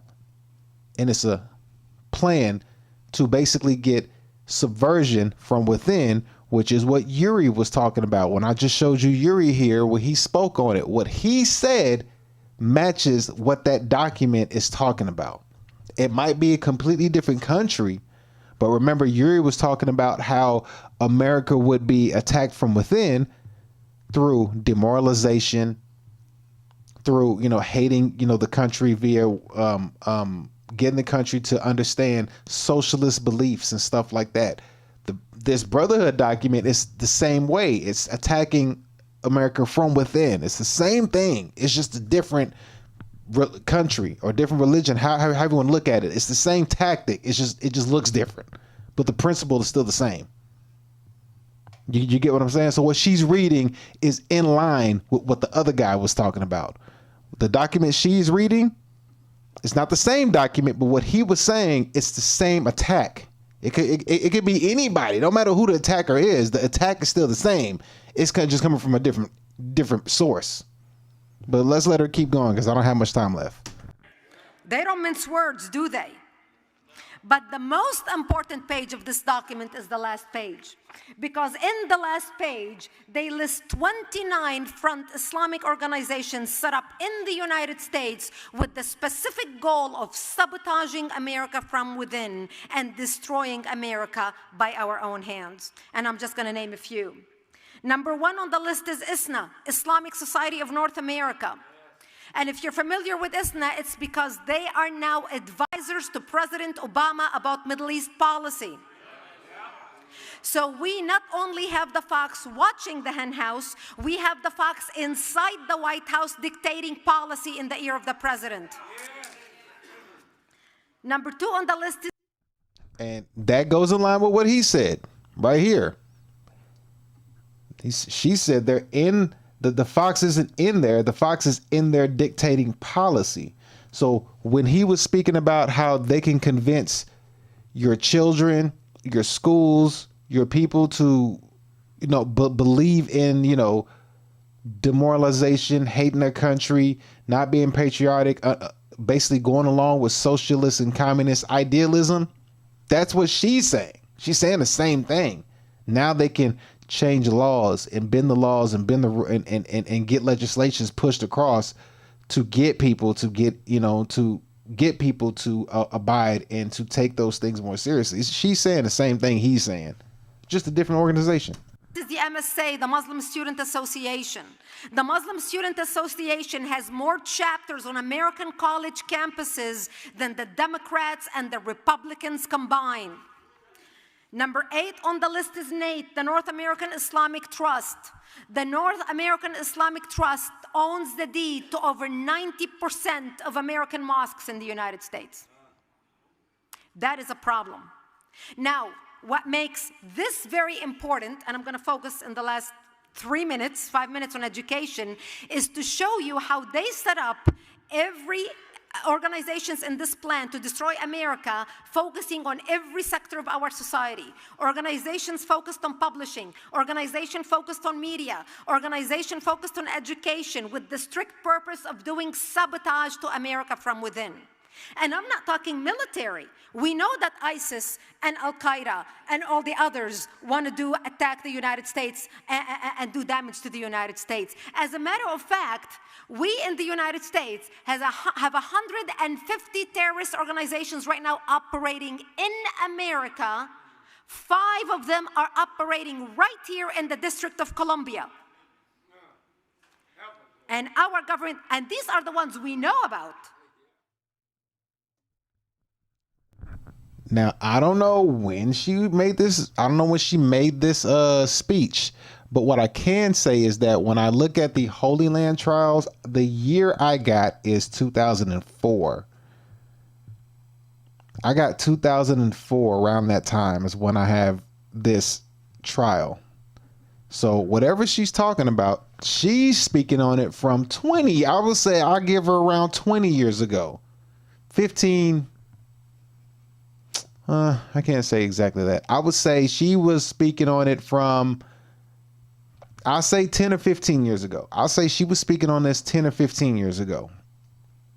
So one dude was 40 years ago. She was, I would give her 15 would be the estimate, the best estimate. 15 years ago. They both have the same thing. It's just that now when she speaks on it, it seems like it's closer. You know what I mean? Like now that she's talking about it, it's like it's closer than what he said 40 years ago. But what he said was when it gets to a certain point, there's the point of no return. Like you won't be able to stop it. It's there. And she's like, look, we have the communist socialists as making decisions, making legislations, changing laws. There's different kind of, organization groups within. And she said there's 5 in DC that they know about. So it's like it's already rooted and planted in. So my question is, when you hear people speak like that, is like, is America already cooked? Do you think the claws are in so deep that there's nothing you can do? And with that being said, I'll have to say this right. I'll have to show you this right here. Remember, Trump, he had made a statement about, what was it? Trump made a statement about, what was it? The HB1 visas. He mentioned the HB1 visas. And with the HB1 visas, he was like, we're going to give jobs back to Americans, blah, blah, blah. Well, let's take a look and see how that went. And if I could find it, I don't know why it's gone all of a sudden. That sucks. Let's see if we can find Trump speaking on these H-1B visas. Here we go. So remember, he spoke on the H-1B visas. He signed that thing. And on that thing that he signed, he was basically saying, you got to pay $100,000 for the best talent, all this stuff about getting all the foreigners and all this stuff out and having ICE deport all these legal immigrants and all this stuff he's doing, right? Remember how that was going? All right. So now, 1 or 2 days ago, a few days ago, whatever, however old this video is, Trump now, let's listen to how Trump speaks about the H-1B visa now. Like I said, this video is like a couple days old, if that at the most. Now let's see what Trump says about the H-1B visas. Because my question to you is America cooked? Well, now let's hear how the president's speaking on it. Because we see that we have a Muslim or an Islamic mayor that believes in Sharia law. We saw a 40-year-ago KGB officer break it down like a fraction, and what he said back then was 100% spot on correct. Nothing was wrong. That lady just read that document, and what she read in the document clearly proves that whatever organization, whatever things that they're doing to get closer, they're in. They're there, they're put in place, things are happening, things are shaking, things are moving. Now, let's hear what Trump has to say when it comes to HB1 visas. Is he still on board with what he said, or did he backpedal? Here we go. Because you can't allow people to do that. Does that mean the H-1B visa thing will not be a big priority for your administration? Because if you want to raise wages for American workers, you can't flood the country with tens of thousands or hundreds of thousands of foreign workers. You also do have to bring in talent. When we have plenty of talented people here. No, you don't. We don't have talented people here? No, you don't have certain talents, and people have to learn. You can't take people off an unemployment line and say, I'm going to put you into a factory where we're going to make missiles, or I'm going to put How did we ever do it before? Well, I'll give you an example. In Georgia, they raided because they wanted illegal immigrants out. They had people from South Korea that made batteries all their lives. You know, making batteries are very complicated. It's not an easy thing. It's very dangerous. A lot of explosions, a lot of problems. They had like 500 or 600 people, early stages, to make batteries and to teach people how to do it. Well, they wanted them to get out of the country. You're going to need that, Laura. I mean, I know you and I disagree on this. So basically, Buddy just backpedaled on the whole H-1B visa thing. So my thing is this, okay? Looking at it from an American perspective, if your president, or if the president, not your president, if the president comes out and says H-1B visas, the $100,000, all that stuff, how it was going to be, but now he backpedals and says that, you know, Americans don't have the talent to get them up to speed on what we need to run certain things. To me, it seems like he doesn't have faith in the people of the very country he's president of, or corporation, I should say, that he's the president of. So then what does that mean? That means now you can bring in immigrants under an H-1B visa. Now he wants to me, this is what this sounds like. So now you want to bring in immigrants via the H-1B visa, highly paid immigrants. Now the immigrants are not going to take the same pay that the Americans would pay, because the Americans would expect more of a pay than what these immigrants would take. But now you bring the immigrants in, and now they're paid, they're naturalized through their visas. The kids are taken care of, the family's taken care of, the community is taken care of, and you push the American worker out and you bring the immigrant worker in. Does that sound like America first? Coming from the president who even said, we don't have the talent. We don't have the talent. Like, we just can't do it. No, we don't have the talent. We need to bring in these immigrants with these H-1B visas. I know I signed that thing in, but like, I realized we ain't got the talent, y'all. No, we don't have the talent here in America. We ain't got it. No, we're going to bring these immigrants in. We need them. So to me, that sounds like you're immigrating immigrants, but the way you're doing it is just a different version than what Biden did. Biden was like, open the border, let everybody in. You're like, no. Close the border, get all the bad ones out. Let's just bring all the good ones in, the educated ones, the ones that we can, you know, lock into the system via education, via work. We can naturalize them with documentation. We'll have the kids be put in good schools. So now that's not America first. That's pushing the American and the American worker out, because now that job that was for the American is now for the immigrant, because they can pay the immigrant less than what they could pay the American worker. So that's the president's viewpoint from my understanding. That's how I would say, especially with the way he said that. It's like, yeah, he don't have faith in the very people that he's supposed to be the president of in this corporation / country.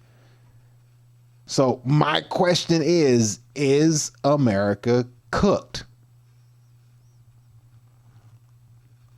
And it's a shitty reality, but what do you think?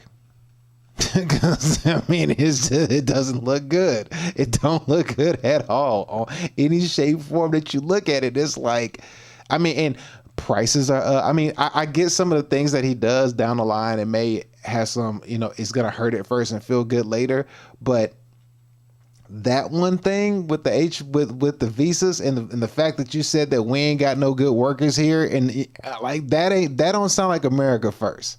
When you sit here and say like we don't got the talent here, it's like, wow, you don't want to like raise up the talent here. And then later on in the interview, he did mention like, yeah, you can train the people in with the H-1B visa talent. That'll take like 4 to 7 years. It's like, bro, you don't have 4 to 7 years. And who's to say the next president is going to go along with what you're trying to implement now for 4 or 7 years? You know what I mean? So it doesn't sound like America first. It doesn't. They've been telling you new normal, new normal, new normal. I mean, the writing's been on the wall. Ever since Walmart closed from a 24-hour opening to opening from 6 to 10, that should have told us everything we needed to know. Walmart ain't open 24 hours no more. Why? Well, magically a pandemic kicked in and a lot of immigrants would have probably robbed the hell out of Walmart at wee hours of the night. Coincidence, huh? President got the balls to sit there and say we ain't got talent in his own country. Bring in the immigrants in a different way. We'll still deport the other ones or bring in the other ones in a different way. Is America cooked? That's the question. With that being said, man, thank y'all so much for tuning into today's show. I got to get up out of here because I got stuff I got to go do. And where is my soundboard? I was supposed to have a soundboard for that right there. That's going to be it for today's show, though, man. Thank y'all for tuning in. Thank y'all for watching. Hopefully you learned something today. Yes, there we go. Unfortunately, I could not get to the AI segment of the show, but we will pick back up where we left off on Monday. So we will continue this going on. I wanted to get deeper into this, but I couldn't. I didn't have time today, but I had to get something on because I wasn't able to stream at all this week. But we got something in for Friday. Maybe I don't think I'll be able to pull something off this weekend. But whatever. With that being said, man, thank y'all so much for tuning in. We'll be back on Monday. If something happens over the weekend, I can do a stream over the weekend, I will. But if not, I'll see y'all on Monday, and we'll pick up where we left off, and we'll get this thing going. So, you know, with that being said, man, thank y'all so much for tuning in. We'll catch y'all later. We out of here. Peace. Thank you for watching D. Elliott Fitness live stream. Goodbye.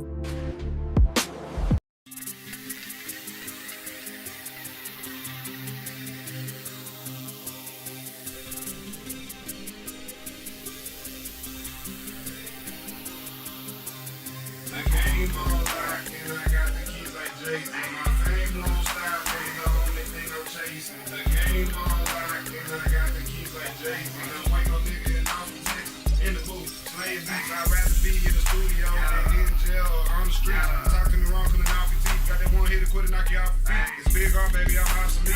Pockets chunky like cottage cheese. Real nigga, I just gotta be. Smoking weed that don't gotta see. Used to be a hustler prodigy. I love when people say they proud of me. I'm eating good, smoking broccoli. Taking over blocks like Monopoly. Only fuck the ones that's my policy. Most of these hoes trying to cause a scene. Like niggas mad they not on the team. See, I got bread, then buy the dream. The game on lock, and I got the keys like Jay. My fame won't stop, but the only thing I'm chasing. The game on lock, and I got the keys like Jay.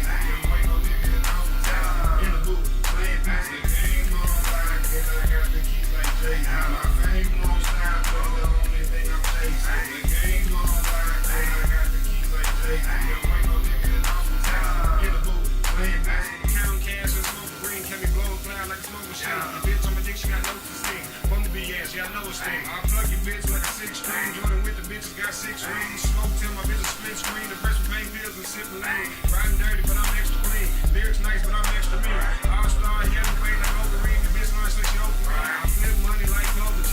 Gang hustle like TIP. Star baby like DIG. Acronym like KRT. The game on lock, and I got the keys like Jay-Z. My fame won't stop, but the only thing I'm chasing. The game on lock, and I got the keys like Jay-Z. Don't wait no nigga and I'm in the booth, playing beats. The game on lock, and I got the keys like Jay-Z. My fame won't stop, but the only thing I'm chasing. The game on lock, and I got the keys like Jay-Z. Don't wait no nigga and I'm in the booth, playing beats. In the beats like RP, no hard shit where your artery. Cutting up, who sharpens me? Rolling up accordingly. Pulling hoes, no sorcery. Rapping like y'all forcing me. If I ain't right, then it's forgery. Nigga selling to the rock like a bitch, Georgia peach. Pimp type nigga, I do more than cheat. Cold like D-Wade, I go to heat. Bitch, I'm on way, get the short from reach. Money jumping like a nigga on the sneeze. Come to Brad James, get me on the beat. Bitch, I'm always winning like, what's the fee? The game all like it, I got the